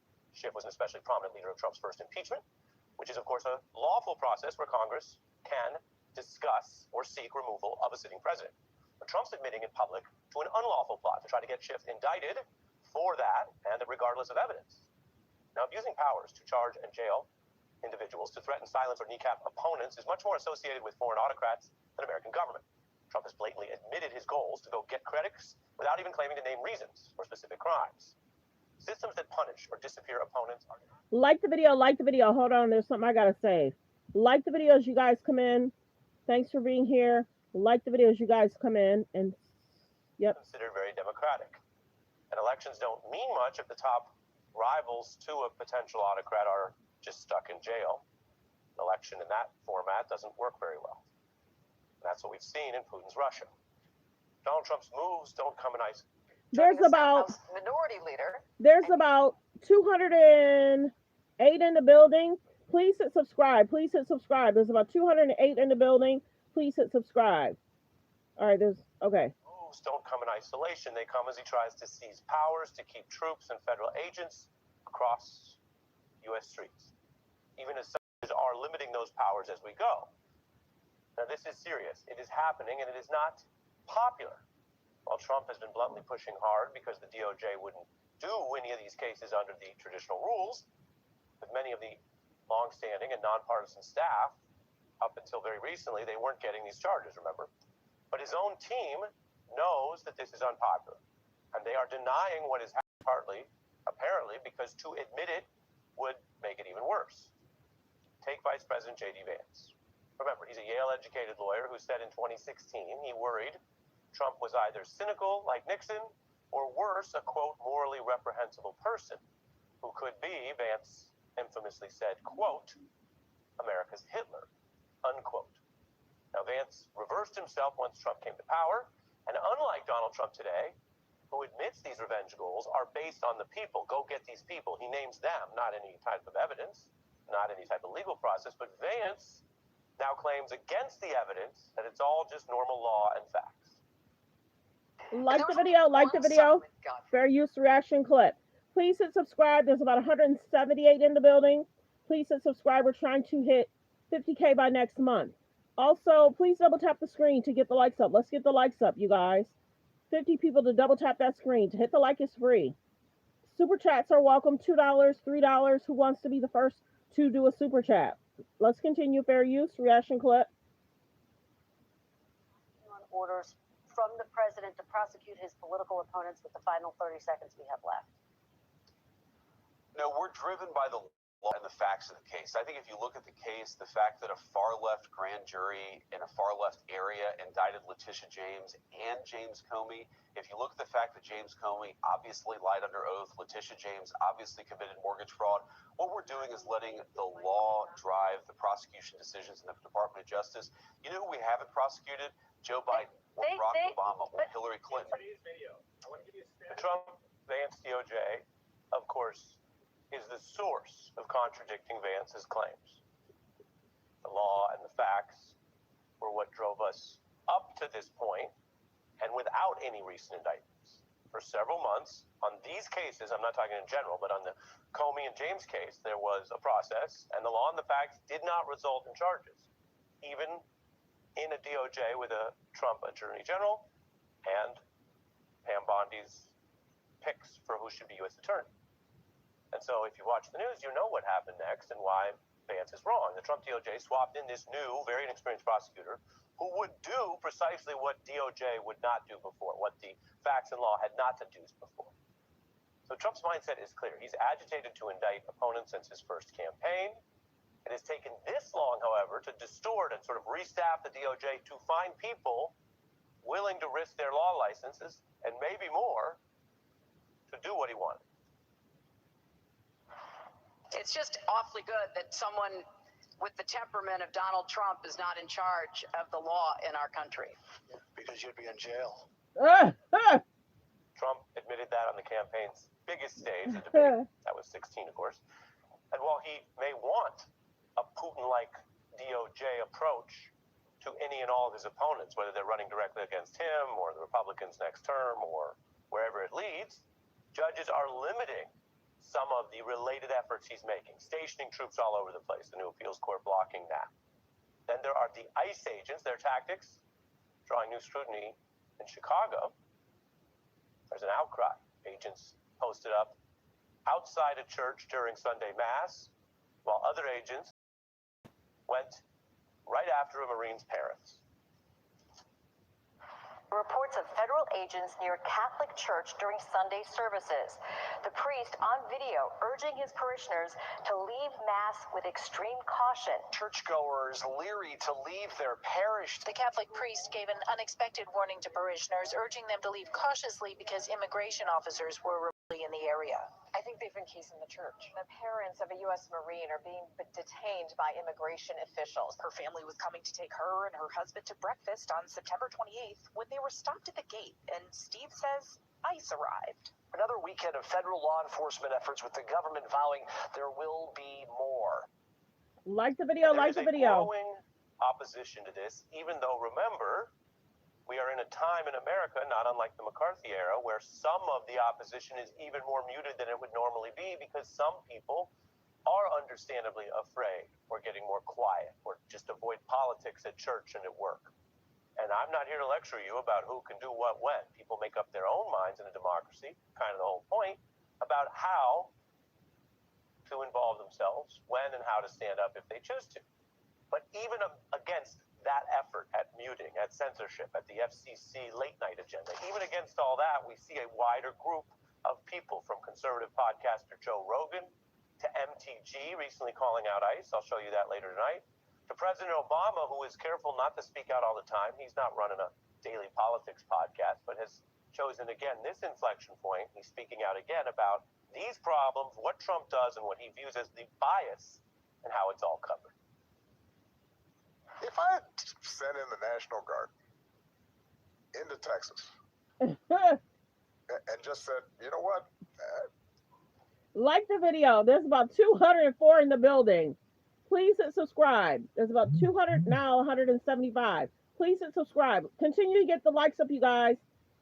Can I get 175 to hit the subscribe and 175 to double tap that screen? Hit the thumbs up above the video, below the video. Let's continue. A lot of problems in Dallas. Yeah, a lot of crime there. And I don't care what Governor Abbott says.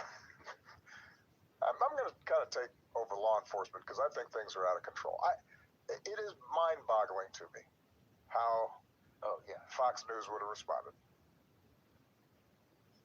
This is the crackdown, and it goes from the selective prosecutions to the ICE tactics to a president who in year one is testing how far he can get away with having troops and agents out on a regular basis all over the country in year one. So what do you think he'll do if he gets away with it going into year two, the midterms, let alone year four, whether we ever have peaceful transfers of power in this country? Like the video, fair use reaction clip. Let's continue. Please hit the subscribe button, you guys. Please hit the subscribe button. We're trying to hit 50K by next month. Who would like to be the first super chat of the day? Please hit the super chat button. $2, $3, $5. It all adds up for gas or food. Like the video as you guys come in. But I guess in today's video, I want to give you a status update on the government shutdown. Here's the current situation. It's kind of embarrassing, but I'm going to give it to you straight. The Senate has tried to pass the government funding bill 7 times, and it keeps on failing. Now, you would think that after the third failed attempt, they would kind of get the hint that it's going to keep on failing, especially if they don't change it. I mean, the Republicans and Democrats, they're not negotiating. They keep on voting on the same thing. But no, I mean, they voted on it 7 times, and they keep on getting the same result. What a shocker, right? And they're going to vote on it again today on October 14th, and maybe, I guess what they're thinking is maybe 8th time is going to be the charm. Bottom line is that the Republicans and Democrats are not making any constructive progress. Right now, it's a stalemate. If you're going to ask for my opinion, I think that they should just sit together in a room and not leave until they can figure this out. But instead, the Senate adjourned last week. They all went home. The House of Representatives, they've already been home for the past 3 weeks doing nothing. Right now, the Senate just came back to D.C. We're going to see if they keep on playing this game of cold shoulder and not talking to one another, not negotiating. But I guess what do they care? These politicians are still getting paid. Okay, so the situation is the Senate last voted on the funding bill on Thursday, October 9th. And there are 100 seats in the Senate. They need 60 votes to pass this bill. The Republicans control 53 of these seats in the Senate. So the Republicans cannot do it by themselves. The Democrats cannot do it by themselves. So the Republicans and Democrats have to work together. And the last time that they voted on this last week, the bill got 54 votes in favor. So that's very far from the 60 that they need. Okay, so what are the Republicans and Democrats fighting about? The Republicans want a temporary extension of the government funding for 7 weeks, and they're not asking for any changes. The Democrats want a permanent extension of Obamacare subsidies and the reversal of Medicaid cuts that were in the One Big Beautiful Bill. Okay, so who's to blame? I mean, it depends on your perspective. You can make the argument that the Republicans are asking for no changes, so it's the Democrats' fault. Or you can make the argument that the Democrats are fighting for the people, trying to lower healthcare costs, and the Republicans are heartless and evil. Now, I'm sure that you have your opinion, which you're entitled to. Personally, I'm just sick of the circus act, and I find it unbearable. Now, here's some things to know. The jobs report was supposed to be released on October 3rd, but because of the shutdown, that report never got published. And the CPI inflation report was supposed to be released on October 15th. But that's not happening. Okay, but here's what you need to know.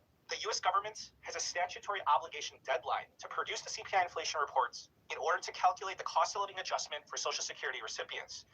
And of course, the politicians are afraid of 73 million angry Social Security recipients that vote. So the government called in an emergency situation to produce the CPI inflation report so that they can calculate next year's COLA, the cost of living adjustment. So they're going to release the CPI inflation report on Friday, October 24th. The Senior Citizens League is projecting that the cost of living adjustment for Social Security recipients next year is going to be bumped up by 2.7%. And the CPI inflation report getting published on the 24th is going to be welcome news to the Federal Reserve. The reason why I'm saying that is because, as you probably know, the Federal Reserve has been saying this whole time that they're being data dependent, and they've been relying on the inflation reports for making their decisions on interest rates. So the next Federal Reserve meeting is going to be on October 29th, so that's going to give them a few days to digest this inflation data, the CPI inflation reports. Moving on, while this government shutdown continues, President Trump said that he's going to take this opportunity to lay off a lot of federal workers. Just to be clear, we're not talking about federal employees being furloughed, where these federal employees return back to work and receive back pay when the government reopens. No, we're not talking about that. President Trump is talking about permanent job cuts, known as reductions in force, also known as RIFs. On October 10th, Russell Vought, who's the director of Office of Management and Budget, posted this. The rifts have begun. Now, the Office of Management and Budget confirmed his posting and said that the cuts are substantial. We don't have the official numbers yet. The preliminary estimates are suggesting a few thousand job cuts already. But when I find out, I'm going to be sure to update you. I'm going to find out when they post the jobs report and also the Challenger report whenever that comes out. So the unions are promising to fight off the layoffs with lawsuits, and I'm sure they will. Now, I want to tell you about the current situation regarding the negotiations, or I guess you could say the lack of negotiations, between the Republicans and the Democrats. As I told you, it's a stalemate. They're playing a game of chicken, and neither party is budging.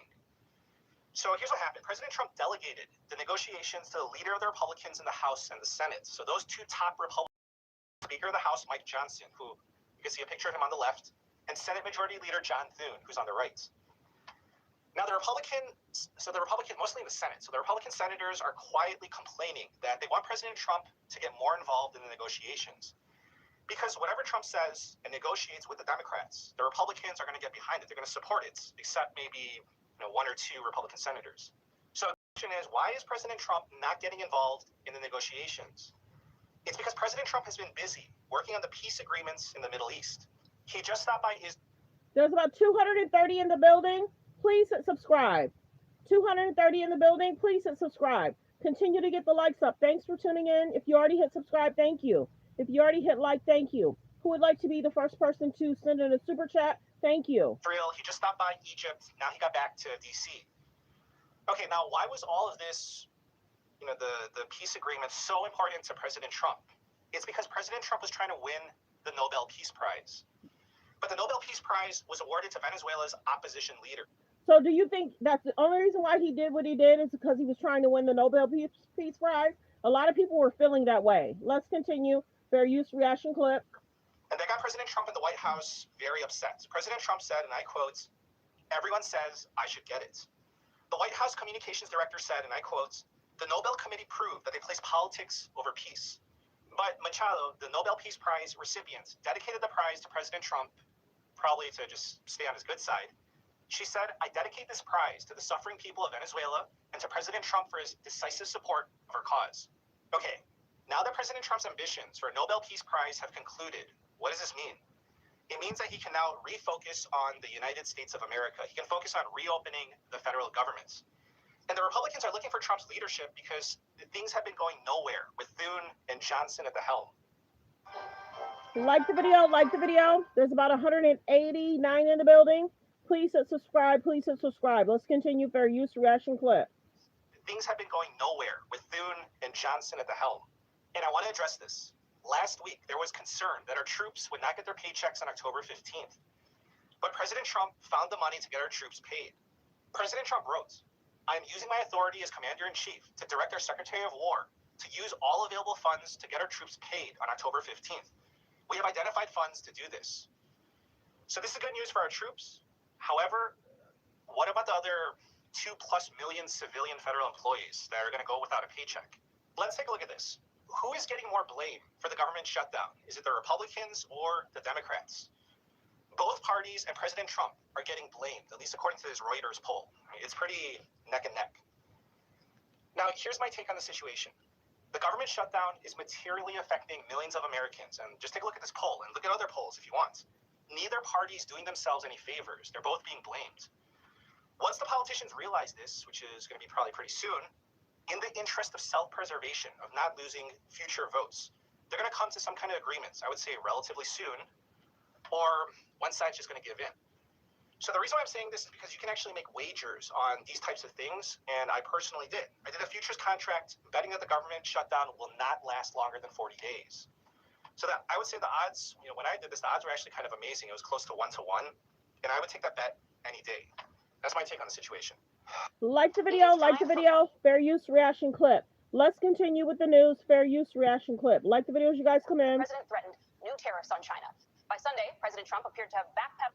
It is time for money, power, politics. The Dow surged nearly 600 points today, clawing back more than half of Friday's losses after the president threatened new tariffs on China. By Sunday, President Trump appeared to have backpedaled and changed his tone a bit, writing in a Truth Social post that trade relations with China, quote, will all be fine. Treasury Secretary Scott Bessent also seemed to soften his rhetoric toward China today, saying both countries are in talks to de-escalate the trade war now emerging over rare earth minerals.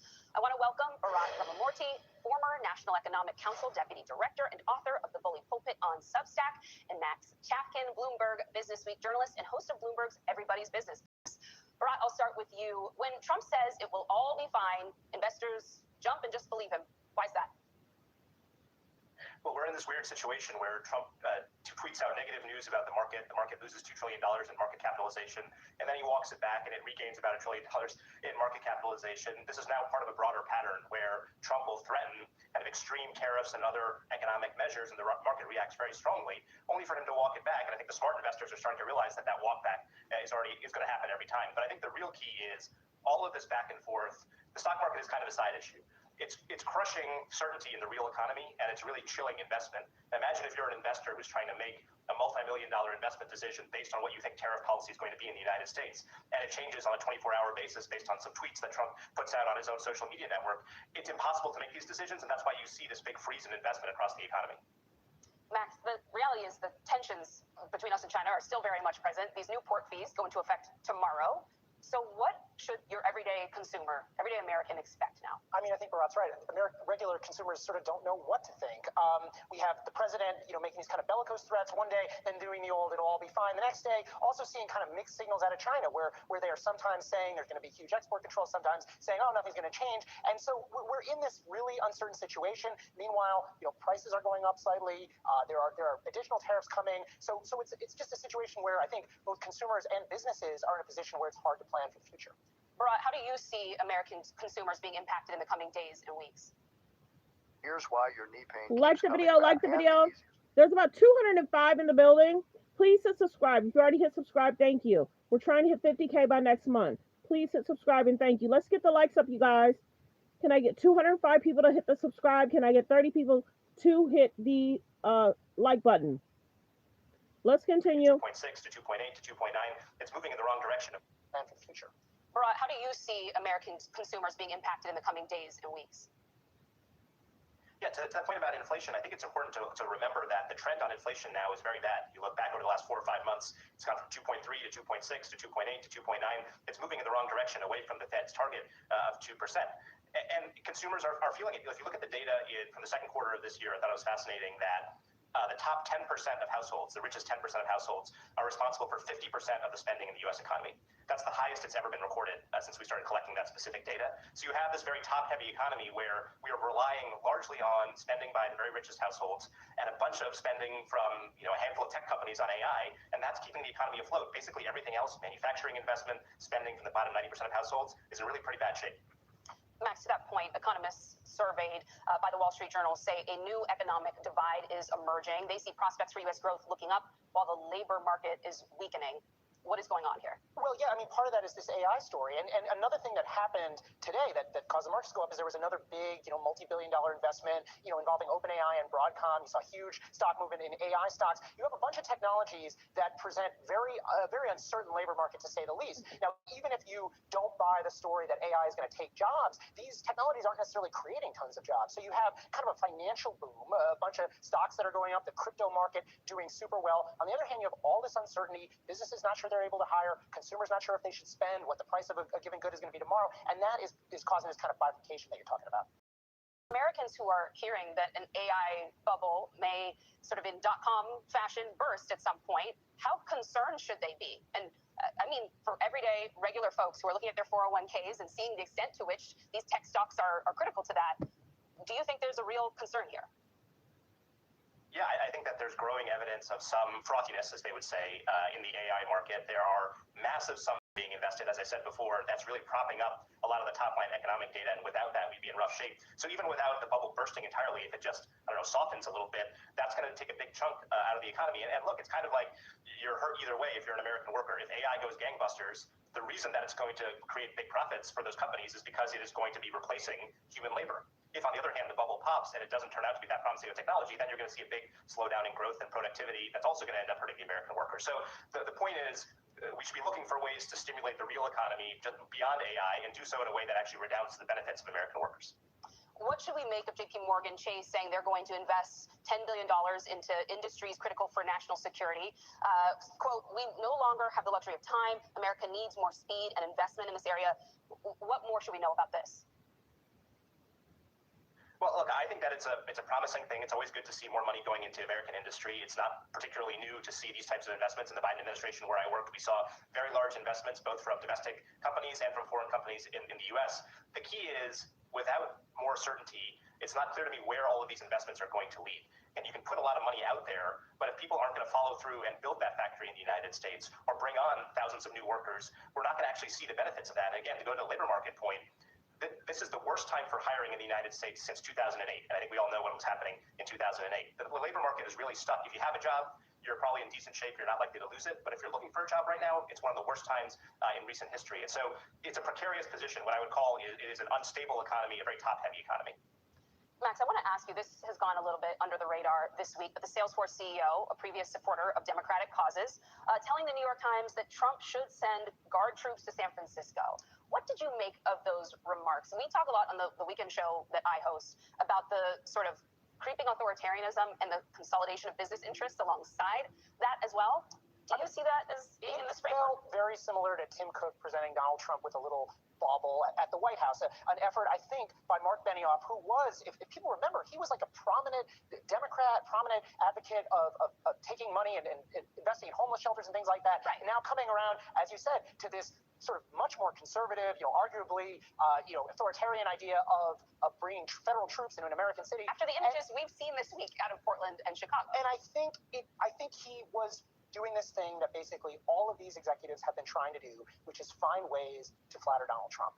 And I think that is, on one hand, maybe that makes you feel better because maybe Mark Benioff doesn't truly believe that the federal military should be on the streets of San Francisco. He did kind of walk it back, sort of, or try to do a little damage control on social media over the weekend. On the other hand, it's kind of damning to see these people who we thought of and presented themselves as these independent voices suddenly essentially marching in lockstep with an administration that has been at various points seeming to try to bully them, right? And so you've seen critics talk about CEOs bending the knee and things like that.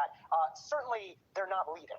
So for people concerned by these remarks, their best hope is that he's actually just playing a character to try to get along with Trump. Like the video, fair use reaction clip. Like the video as you guys come in. Like the video as you guys come in. Let's continue, fair use.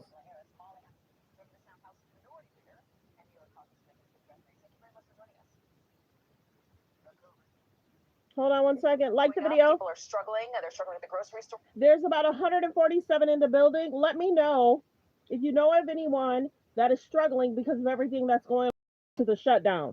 Let me know if you know of anybody that's struggling because of the shutdown. They're struggling to buy a home. You heard the average age of a homeowner is now 38 years old. How does this shutdown help them? It doesn't help them at all. It's day 13 of the Trump Republican shutdown. And House Republicans have actually now canceled votes for the third consecutive week because they'd rather keep the government shut down than deal with the cost of living crisis that exists in the United States. And they certainly have no interest in dealing with the healthcare crisis that they have created. But it's actually day 14. Let's continue. Fair use reaction clip. Donald Trump and Republicans spent all of last year promising to lower costs. In fact, they said they would lower costs on day one. But we know, Katie, that costs haven't gone down. They've gone up. Inflation is going up. The Trump tariffs is making life more expensive for the American people. Electricity bills are skyrocketing through the roof. Housing costs are through the roof. And we know grocery prices continue to go up, not down. And now because of the Republican refusal to extend the Affordable Care Act tax credits, tens of millions of Americans are about to experience dramatically increased health care costs. What is the shutdown about then? Is it about the rising costs of groceries or living, or is it about health care? Well, it's about health care, and we've made that very clear.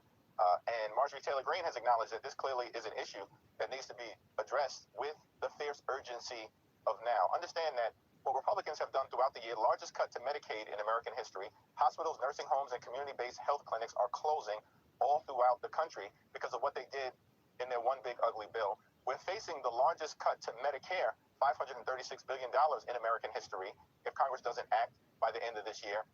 And on top of all that, people are facing these dramatically increased premiums, co-pays, and deductibles because of the Republicans' continued refusal to extend the Affordable Care Act tax credits, even though open enrollment starts in just a few weeks. So we've made clear from the very beginning, We'll sit down with anyone, anytime, any place to find a bipartisan path forward toward reopening the government. We want to stand with our hardworking federal employees and certainly our men and women in uniform. But we have to enact a spending agreement that actually meets the needs of the American people and at the same time decisively addresses the Republican healthcare crisis that is devastating people all across the country. The Republicans have put forward a clean CR. That means they're not changing funding levels. They just want this to pass for a short and extended period of time while they work out other issues. Do you not trust that they'll, if you signed on to this and the Senate Democrats signed on to this, that the Republicans would then come and negotiate and compromise on those healthcare subsidies? Well, there's definitively no reason to ever trust the Republicans, particularly as it relates to the healthcare issue and the Affordable Care Act. These are people who have now tried more than 70 different times over the last 15 years to repeal the Affordable Care Act. And so there's no reasonable basis to conclude that if they simply give their word as it relates to dealing with the Affordable Care Act tax credits, that they'll actually move toward a legislative resolution. The other thing that's important to point out is this is not a bipartisan spending bill that they're asking House and Senate Democrats to vote on, and Senate Democrats have held the line in such an extraordinary way. This is a partisan Republican spending bill that many of us strongly objected to in March because it cut veterans' health care, cut nutritional assistance, cut benefits as it relates to affordable housing programs in this country, which is desperately needed, and it also cut health care. And so we view this as a partisan Republican spending bill that continues the trajectory of gutting the health care of the American people at a time when we need to fix our broken health care system because of all the damage that Republicans have done to working class Americans, rural America, urban America, small town America, the heartland of America, and black and brown communities throughout America. It is an interesting moment with Marjorie Taylor Greene breaking with the party on a couple of issues. One of them is the Epstein files, and the other one, again, are these healthcare subsidies and costs. Have you met with her? Like the video, like the video. There's about 101 in the building. Please hit subscribe. If you already hit subscribe, thank you. If you haven't, please hit subscribe. We're trying to hit 50K by next month. Let's continue. Fair use. I have not met with her, but it does seem to many of us that she's had a surprisingly enlightened few weeks in terms of her perspective on both the Epstein files and also, Katie, we know one of the reasons why Republicans refuse to come back, why they remain on vacation all across the country, is because they don't want to swear in Representative Alita Grijalva, because she would represent the 218th signature for an up or down vote on releasing the Epstein files. And at the same period of time, Republicans have no interest, zero interest, in trying to address the healthcare crisis that they visited upon the American people, even though you've got Republicans now, most prominently, Marjorie Taylor Greene, was making clear this is not a made-up crisis. It's a real thing. And the cost of living in this country is already crushing the American people. Republican policies are failing, and we need to reverse course. Have you reached out to her? Do you want to reach out to her? Do you see her as somebody that can help you bring Republicans to the table? Is there anybody else in the Republican Party that you've been in contact with that is upset about these healthcare subsidies? Well, there have been conversations informally that are taking place. I have not personally spoken with Marjorie Taylor Greene, but I know that some of my Democratic colleagues have made some outreach, and will continue to do that. Part of the problem, of course, is Republicans are nowhere to be found. They literally are not in Washington and have not been in Washington for the last several weeks and have no intention of being there this week. And, you know, Republicans, since that White House meeting, which was now 2 weeks ago, have basically gone radio silent, have refused to have a conversation with Leader Schumer, with myself, with Democrats in either chamber of Congress, because they decided they wanted to shut down the government. They're trying to visit pain on the American people. They continue to pursue this my way or the highway approach. And we've said it's not happening. We're standing on principle here as it relates to defending and protecting and strengthening the healthcare of the American people. Republicans apparently are now starting to realize that, but we need their leadership to finally stop being divorced from reality. Have you met with Speaker Mike Johnson? No, Speaker Mike Johnson and I have not met. They've made the decision. Donald Trump has not given them permission to meet, Katie. And we know that until Donald Trump gives them permission to meet, they're going to continue to hide as it relates to sitting down and negotiating a bipartisan agreement. What do you say to Americans who, I mean, there's two groups of Americans. There's a number of Democrats who say Democrats need to fight harder. They need to not give in. They were very angry at Senator Schumer for agreeing to continue a resolution a few months ago, one that you said a lot of the members did not agree with.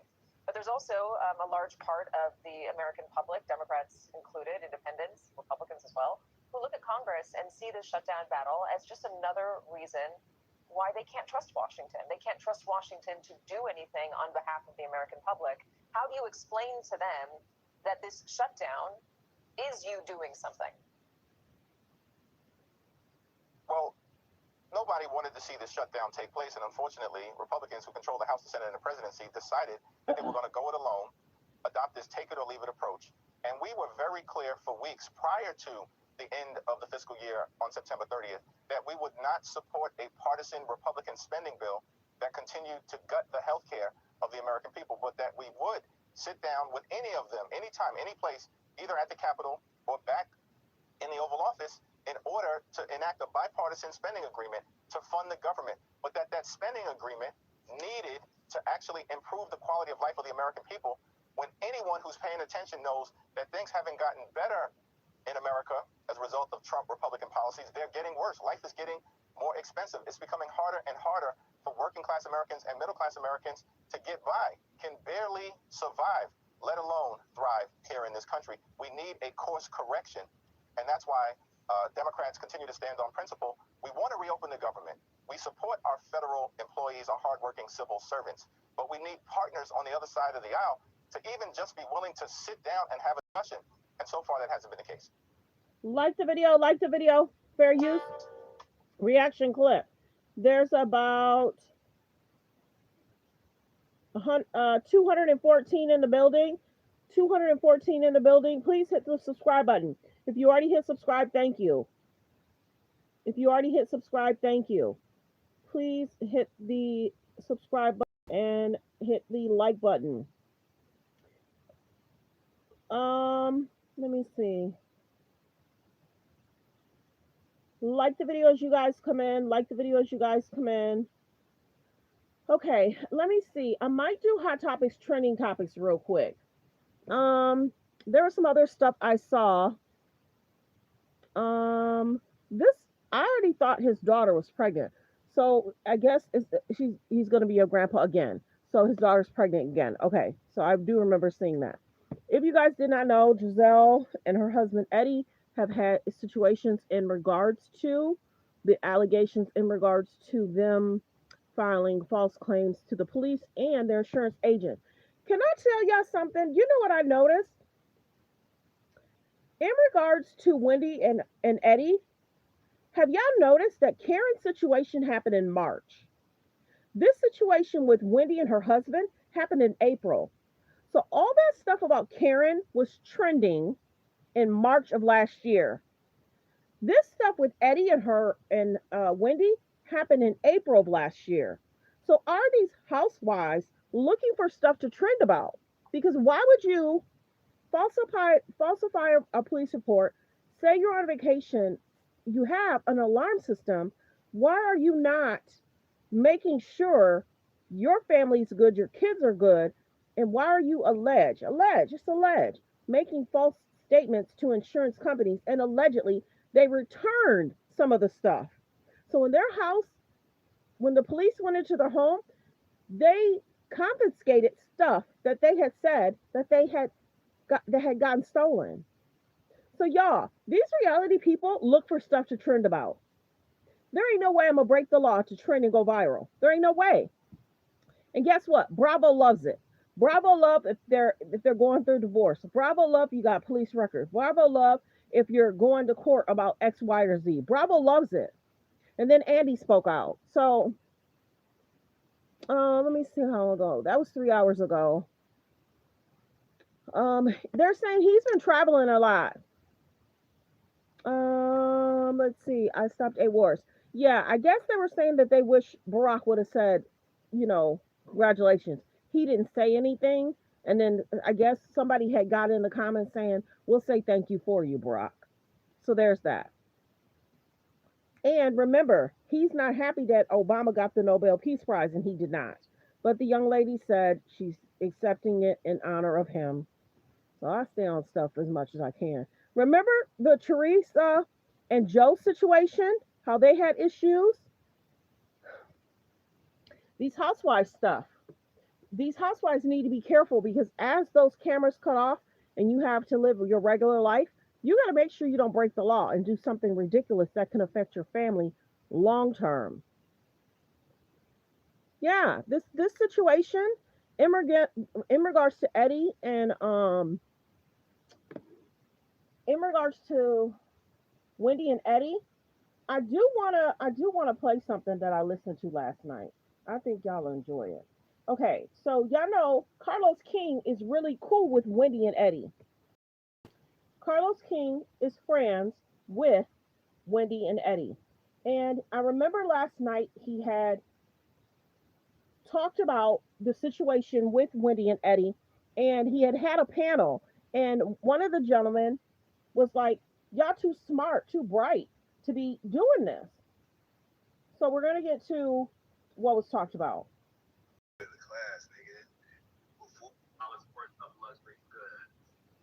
Investigators said that the supposed entry point, which Claudia and Dustin, they have this big house. They allege that the burglars entered on the second floor in the home, where police felt that entering upon the second floor seemed suspicious, and that supposedly the window that the robber entered, there's a toilet in front of it, and that the robber would have had to step on top of the toilet and in order to enter that, I guess, bathroom. But there were no footprints or debris allegedly during this break-in. They found no footprints or anything of that nature. They had no signs of forced entry. They said the ADT and Ring camera footage did not show suspicious activity. The only thing that the ADT and the Ring camera allegedly picked up were delivery men, other people surrounding the house, but not the alleged robbers, okay? Police later discovered that some of the stolen items have been returned for refunds months before the burglary, and that allegedly Wendy wore jewelry, a ring to be exact, on social media, the same exact ring that she alleged was stolen.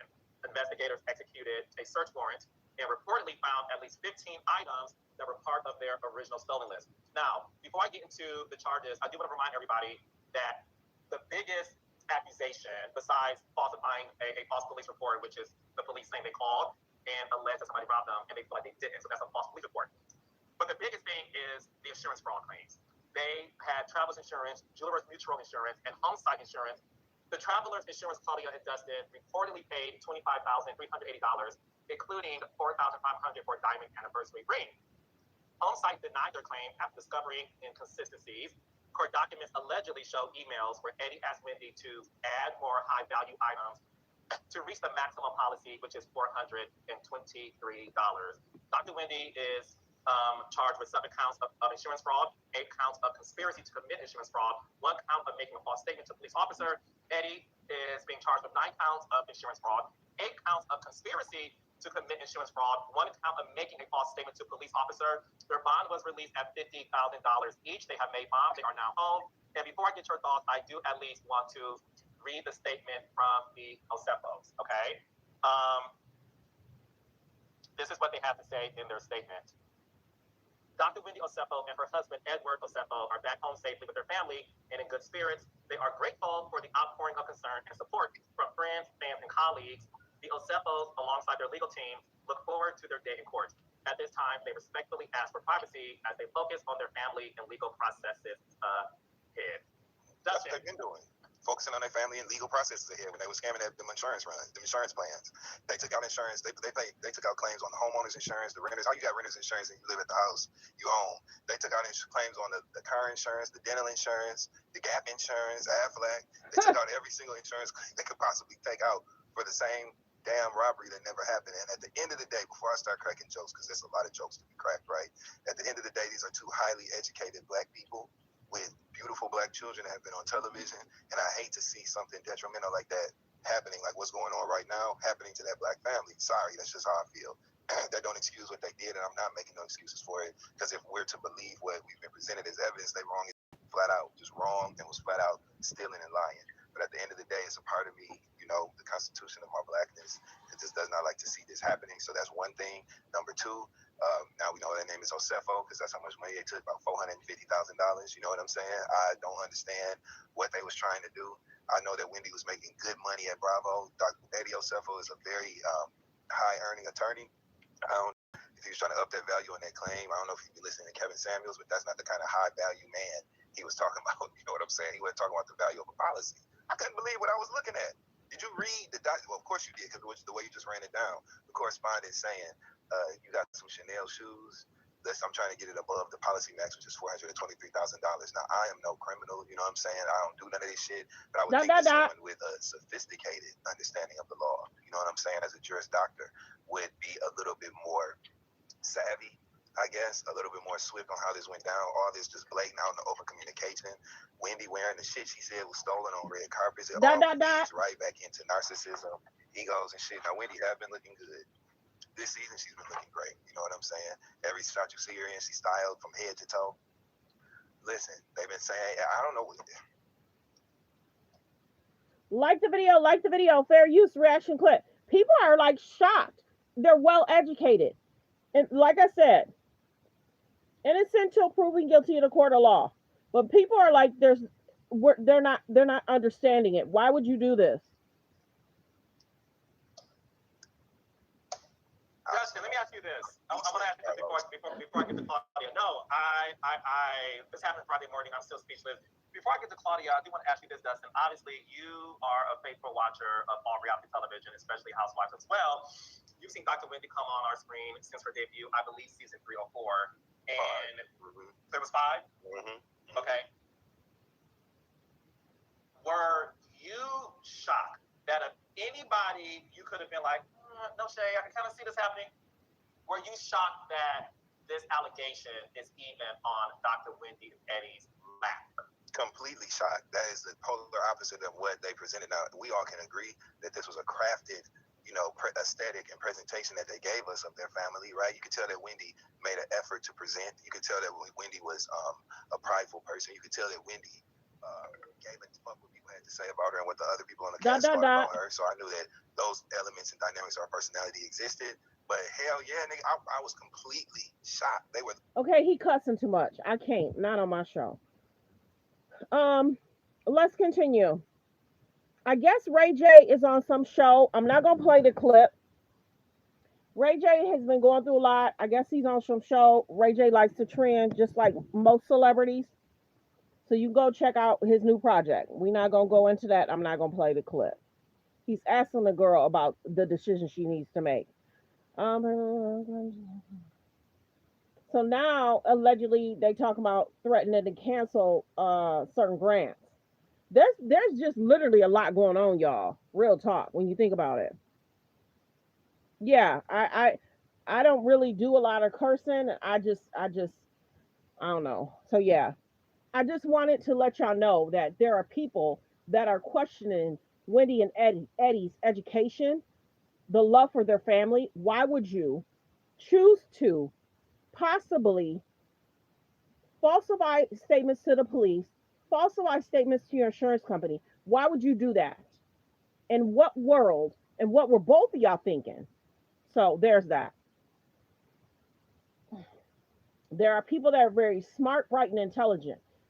Somebody is saying one of them should have said the intelligence of this or the problematic part of this or the concerns we can have regarding this. With Eddie being a lawyer, he should know better. Okay, if I falsify a police report, how much time could I get? If I falsify a claim to my insurance company, how much time could I get? That's what one of them should have did. Okay, so I guess they've been spotted. I just picked this up. And it's funny because sometimes I'm so busy, I'll see stuff, but I don't really read the whole title. So I guess they were spotted kissing. Katy Perry.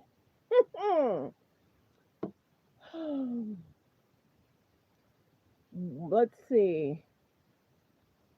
Oh, he got an offer from China. Interesting. I saw that earlier. 14 mil. But as a U.S. vet, he's getting 3.6. Take that with a grain of salt, though. Take that with a grain of salt. I see stuff and I kind of side-eye stuff. So take that with a grain of salt. Because when was that posted? I also look at that. That was a day ago, y'all. Are there any more? He may have had an offer from China, but...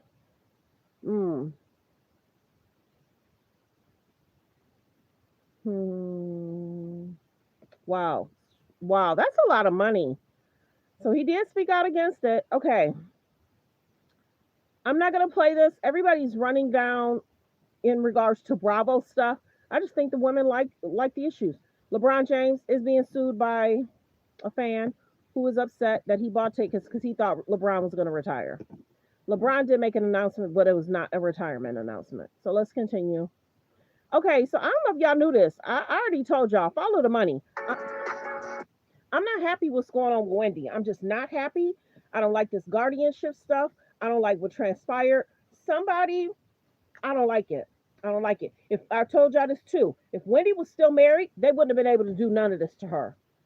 But we get why she got a divorce. So I understand Kevin's probably gutted.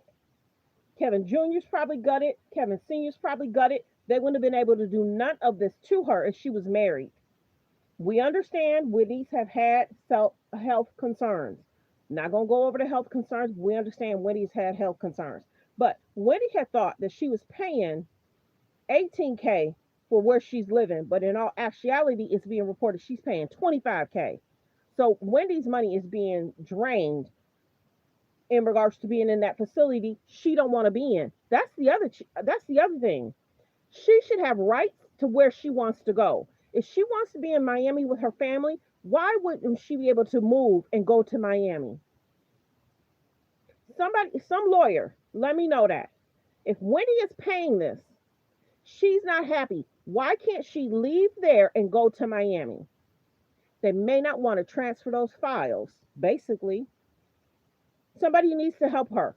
Okay, so if you guys don't know, I'll be general. Allegedly, there is a lawyer guy that's trying to help her, but the guardian stuff is so sticky, icky.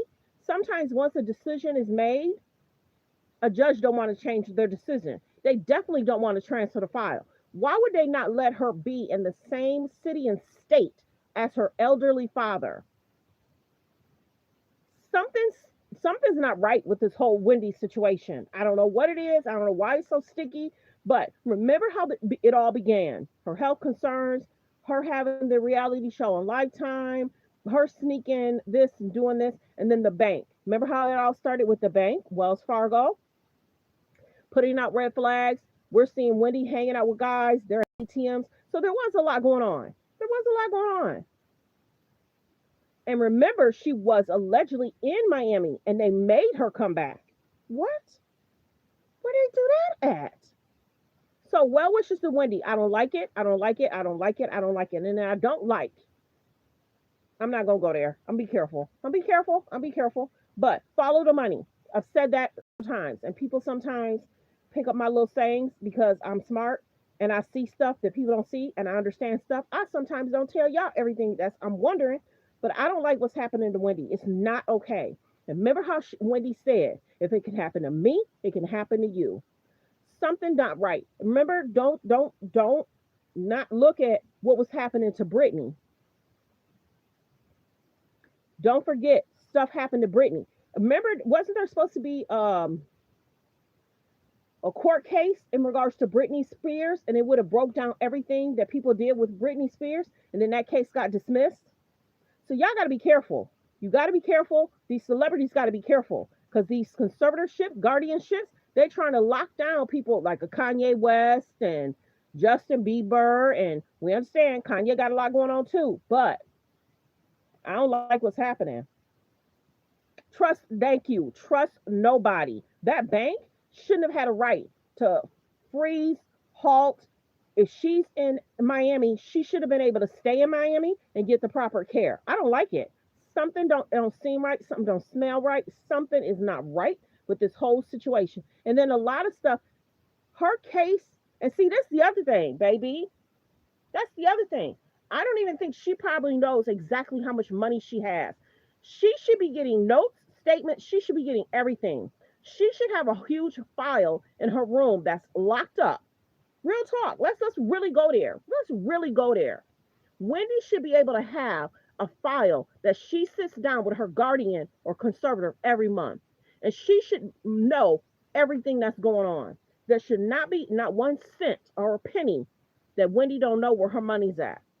She should know when it started, in the middle, and towards the end. They should be meeting with her monthly, and she should know whether she should be able to keep the file though. But then a lot of that stuff is sealed. So the wrong person gets it, then it's a problem. But something don't smell right regarding this situation. And celebrities have to be careful. A lot of us don't really care for celebrities. They do this, they seek media attention, but medically, we understand she struggled, but she should be able to be near her father. She should be able to be near her father and where he's at. And he should literally be able to hop in the car and go see his daughter. She's getting older, the dad's getting older, just in that. Losing her mom, whenever I don't know if y'all experienced that. You still got parents? Love on them, respect them, take them out to lunch. Because you figure you never know when the time is going to change and they no longer going to be here calling you, bugging you. Or just say, hey, spend time with me. Spend time with your parents. Some of us are not fortunate to still get those phone calls. But Wendy should be able to be near her father and her family. Most of her family, I guess they say, is in Florida, Miami, or whatever. But some don't seem right. And then remember, they sold her condo. Wendy should be getting statements and understand exactly how much money she got. She should know. She should know, and she probably don't. So then lately, have y'all noticed? She's been more styled. She's been spending more time with friends, certain friends. I love when I saw Susan and her husband spending time with Wendy. Love that. But yeah, I don't like it. I don't like it. Wendy thought she was spending $18K and she's actually spending $25K. You know how much that is per year? In a place she don't want to be in? How is that legally okay? If I'm paying for it, I should be happy with it. Baby, if you're not happy, Wendy should be able to be relocated. If she's paying, she should have that right, period. And for her not to be able to have the right to speak where she wants to live, where she wants, and if she's paying for it, she should have the right to state what facility she wants to be in. Real talk. She should have that, at least that legal right. It's shady, y'all. I don't like it. They're saying he's made a lot of money, y'all, in Bitcoin.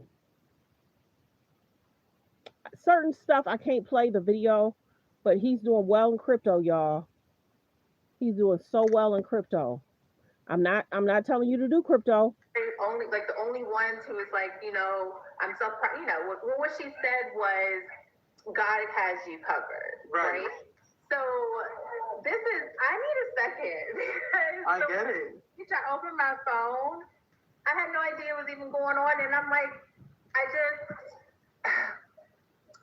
I'm shocked. Yeah. Do you know what I mean? Yeah, I know. But you know what? I am gonna play the Baron one. $150 million at just 19. Nope, can't play it. The music. Hold on. Barron Trump is worth she's one of the very. So there's that. That's the old Kardashian situation. They love media attention, clicks, and views. Right now, Kim and Ray J are going through their situation in regards to the Kardashians are suing Ray J defamation. But this whole situation, some say they sell stuff to, deal with the concerns you have. That mask thing, just the show in itself. Many people feel that they should let the younger kids grow up, stop putting the children in the media. I told y'all, they love media. Every week, they want to be in the media for something. Every week. Their team must be exhausted. They must have a room full of documents of what can we do, what event can we go to, what attention can we get. Now, the show, I don't watch it. Mothers teach your daughters different. Let me know in the comments. Are they role models? Yes or no? Whatever happens in regards to the Kardashians and Ray J, that's on them. Many people are asking, Ray J, are you okay? Ray J allegedly presented a lot of documents, and he's saying this is what's going on behind the scenes between him and alleged Kardashians. We can't confirm or deny. But this whole situation is very interesting of how they put the kids in the media. We don't like it. So are they putting the kids in the media so people are dragging? Because sometimes people won't talk about the children. But lately, the K's and J's are putting the children in the media. So Kim was called out for how North dressed. Then Kim and the Ray J thing happened. Then Kim said someone was trying to da-da-da-da-da. So there's that. They're always trying to trend and go viral. Are they role models? Yes or no?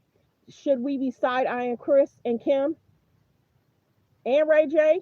Because if there's some stuff going on behind the scene, And like I said, if the court case goes, a judge's jury is going to have to decide what Ray J is saying is true or false. But that's a whole mess. Kim, Ray J, Chris, Ray J, Kim, Kanye, Chloe, Tristan, Kylie, Timothy, Kylie, Tyga. That whole situation, they love media attention. Not here for it. Mothers teach your daughters different about self-respect, self-love. These girls are expected to date. Chris can be in a whole relationship.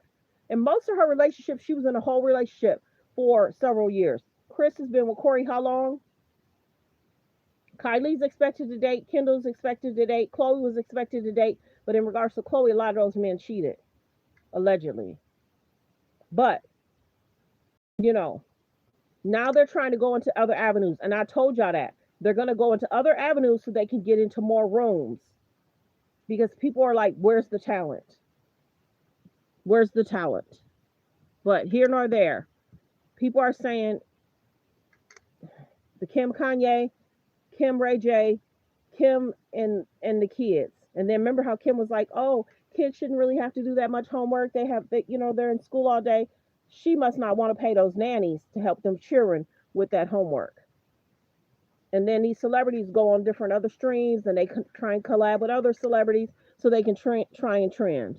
So we're going to get into something because I guess Kylie's trying to come out with some kind of song. Donald Trump says his daughter, I ain't going to go into that. I guess Kylie came out with some kind of song because remember, everybody was like, is her and Timothy still together? Timothy, wrap it up. Timothy, wrap it up. I guess she's trying to sing now. I'm not going to play it, but you can see the words. Because I guess Kim's trying to do that. Chloe's trying to do podcasts, and then Kylie's trying to go into singing. And I had told y'all, Chloe had did that podcast because her mom tried to get her to do a podcast a few years ago. Now Chloe's doing podcasts. So whatever's going on with them, it is what it is. I don't really care for certain things that Kylie has done. Go back and look it up. I don't care for the cake she sent Jordan Woods. I don't care for the necklace she wore at one time. I don't like sometimes when she did a face that was, changing her face. I don't like how Chloe had young girls on a Halloween costume. Go look it up. Certain things that they've done. The Balenciaga thing and Kim. There's a lot. There's a lot. There's a lot. Sometimes people feel that they copy certain designs. So there's that. There's a young girl that said, I'm a younger stylist. And she felt alleged Kylie copied some of that stuff. I can't confirm or deny because I'm not a designer, but there's that. Will y'all listen? Will y'all support? There's that. And then people are talking about this too. Y'all notice how Chris changed her face and they're saying the surgeon really didn't want a lot of attention? Who was Lauren Sanchez close to last year? Have y'all noticed Lauren Sanchez's face? So Chris got a better face now than Lauren Sanchez? Okay. And who was Lauren Sanchez close to for the last few years?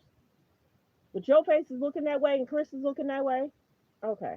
All right. Well, Lauren Sanchez make a decision to who she wanted to be friends with. There's that. Trump. 8-hour flight to Tel Aviv. 4 hours on the ground. I'll replay that. Then flying Tel Aviv. Look at this. Absolutely incredible. You can see President Trump. 8-hour flight to Tel Aviv. 4 hours on the ground. Then flying Tel Aviv to Egypt. Sheikh al-Sham. Holding a round table of meetings. Another speech there to the Arab leaders, the Muslim world. And now returning. And why is he coming? He's not spending that. Why is he coming back so quickly to the United States? Why is he headed back here so fast? I'll tell you why. Because tomorrow, at the White House, President Trump will be awarding Erica Trump the posthumous Medal of Freedom, the Presidential Medal of Freedom, there at the White House. And I'll be able to tell you that we are honored that Human Events Daily as well as the Charlie Kirk Show, will be broadcast from the White House grounds tomorrow. So we're going to be there, of course, for the ceremony, and we will be broadcasting this show directly from the White House tomorrow. And hopefully I'll be able to get some of the, working out the logistics, but I want to be able to get some of the crew on and maybe some special guests who are there in attendance. And then the medal ceremony will be taking place after the end of Human Events Daily tomorrow. So look for that. It's going to be a historic day. And how amazing is it that the President of the United States showing the true significance of Charlie Kirk and the true significance of what happened by flying all the way back from a historic peace deal, me with Israel, me with the Arab world. Look at this. Like the video, like the video. We're just talking hot topics, trending topics right now. Okay.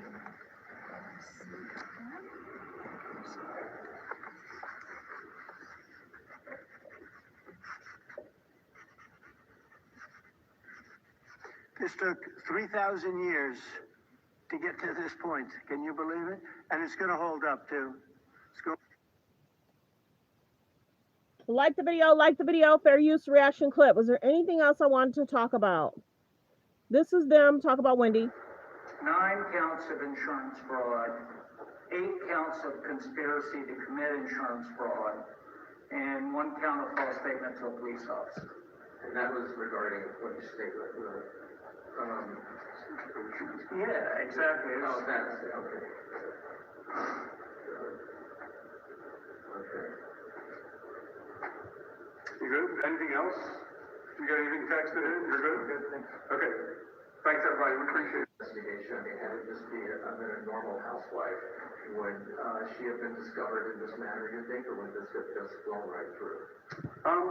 No, I don't think we would have treated it any differently at all. I mean, it was a high dollar amount that they were alleging that was stolen, and so if there was, we believe that it's a false report. We'll investigate it the same way. So I don't care if she's a real housewife, fake housewife, or whatever she is. We would have handled it the same way, regardless of who she was. Finally, you mentioned the charges that she was facing. Is he facing the same charges? Correct, yeah. Well, they're a little different. So he went over some of the charges in regards to Wendy and some of the charges in regards to the husband. Want to say that, and like I said, I think Bravo loves the drama. Want to say that, like all of you, I found out about the charges against Wendy and Eddie Osefo on Friday morning, and there's not much that I can say. I know nothing of the charges more than you guys do, than what I've read. I'm sad about this. I'm really sad about this. And, you know, Wendy is just, you know, I'm a Wendy fan, and she has been a great housewife and a great role model for, she's always led with education, her solid family values. And so that's what, you know, I'm really thinking about her and her family, and I'm certainly hoping that this is all some big, you know, nothing. And by the way, last night's Watch Live, we had taped that before I went to LA, so that is why you did not hear me asking Ashley her thoughts on that, in case you were wondering. So that's the biggest thing. Why aren't these reality people on some kind of moral clause? You break the law, you do X, Y, Z. When Karen got out of, they had the cameras waiting. When Teresa got out of, they had the cameras waiting. So are these women having these situations because they want the cameras? What kind of moral standard are they holding them by? It doesn't seem like any. I want to say that, like all of you, I found out about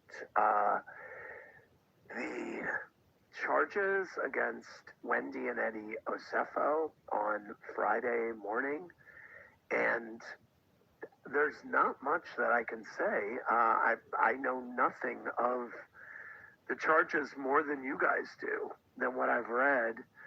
I'm sad about this. I'm really sad about this. And, you know, Wendy is just, you know, I'm a Wendy fan. And she has been a great housewife and a great role model for, she's always led with education and her solid family values. And so that's what, you know, I'm really thinking about her and her family, and I'm certainly hoping that this is all some big, you know, nothing. And by the way, last night's Watch What Happens Live, we had taped that before I went to LA, so that is why you did not hear me asking Ashley her thoughts on that, in case you were wondering. Sorry, Bravo rewards bad behavior, period. They reward bad behavior. They do. Like I told y'all, go back and look it up. I looked it up last night. I said, when did Karen get arrested in Karen's whole situation? It was March of 2024. When are the allegations about Wendy? The allegations about Wendy started in April. March, Karen, April, Wendy. Be careful what you do, because you're seeing Karen getting all this press in this situation, which is not a good thing. Karen had a DUI. She went to jail for it because she had other DUIs. You cannot be driving while under the influence. You cannot be allegedly falsifying information to the police and your alleged insurance company. At what point is someone going to say, you got to hold these ladies at a higher standard of quality of life? They're not teaching these young girls anything good. This is not a stable situation for children. Why isn't this stuff taken off TV? Period. The divorce rates for these reality shows, but you know what? These women go on these shows, they do the stuff, they want to trend, they want to go viral, and then when the cameras are removed, you have this bad record. You have shown your child what? My goodness. Anyway, I guess, like I said, there's a Kylie thing going on, not supported. You can go listen to it if you want. I think I actually met him in college, but I didn't know him well then at all. Go figure. Look at that. Oh, look at that. Look at that. Oh, would you look at that? Just look. Y'all ain't expect me to show that one, did y'all? No, you didn't. I would play it again, but I'm not trying to get flagged. All right. I guess there's stuff that's going on in Chicago. Okay, he didn't like the picture. He didn't like the picture of what was shown. But okay, y'all, I've been live for 2 hours and 11 minutes. I am, let me see. There's about, let's see, 86 people. Even if all 86 hit subscribe, thank you. It's been a long live. I try and go live in the afternoon. And I do try and do my shorts at night now.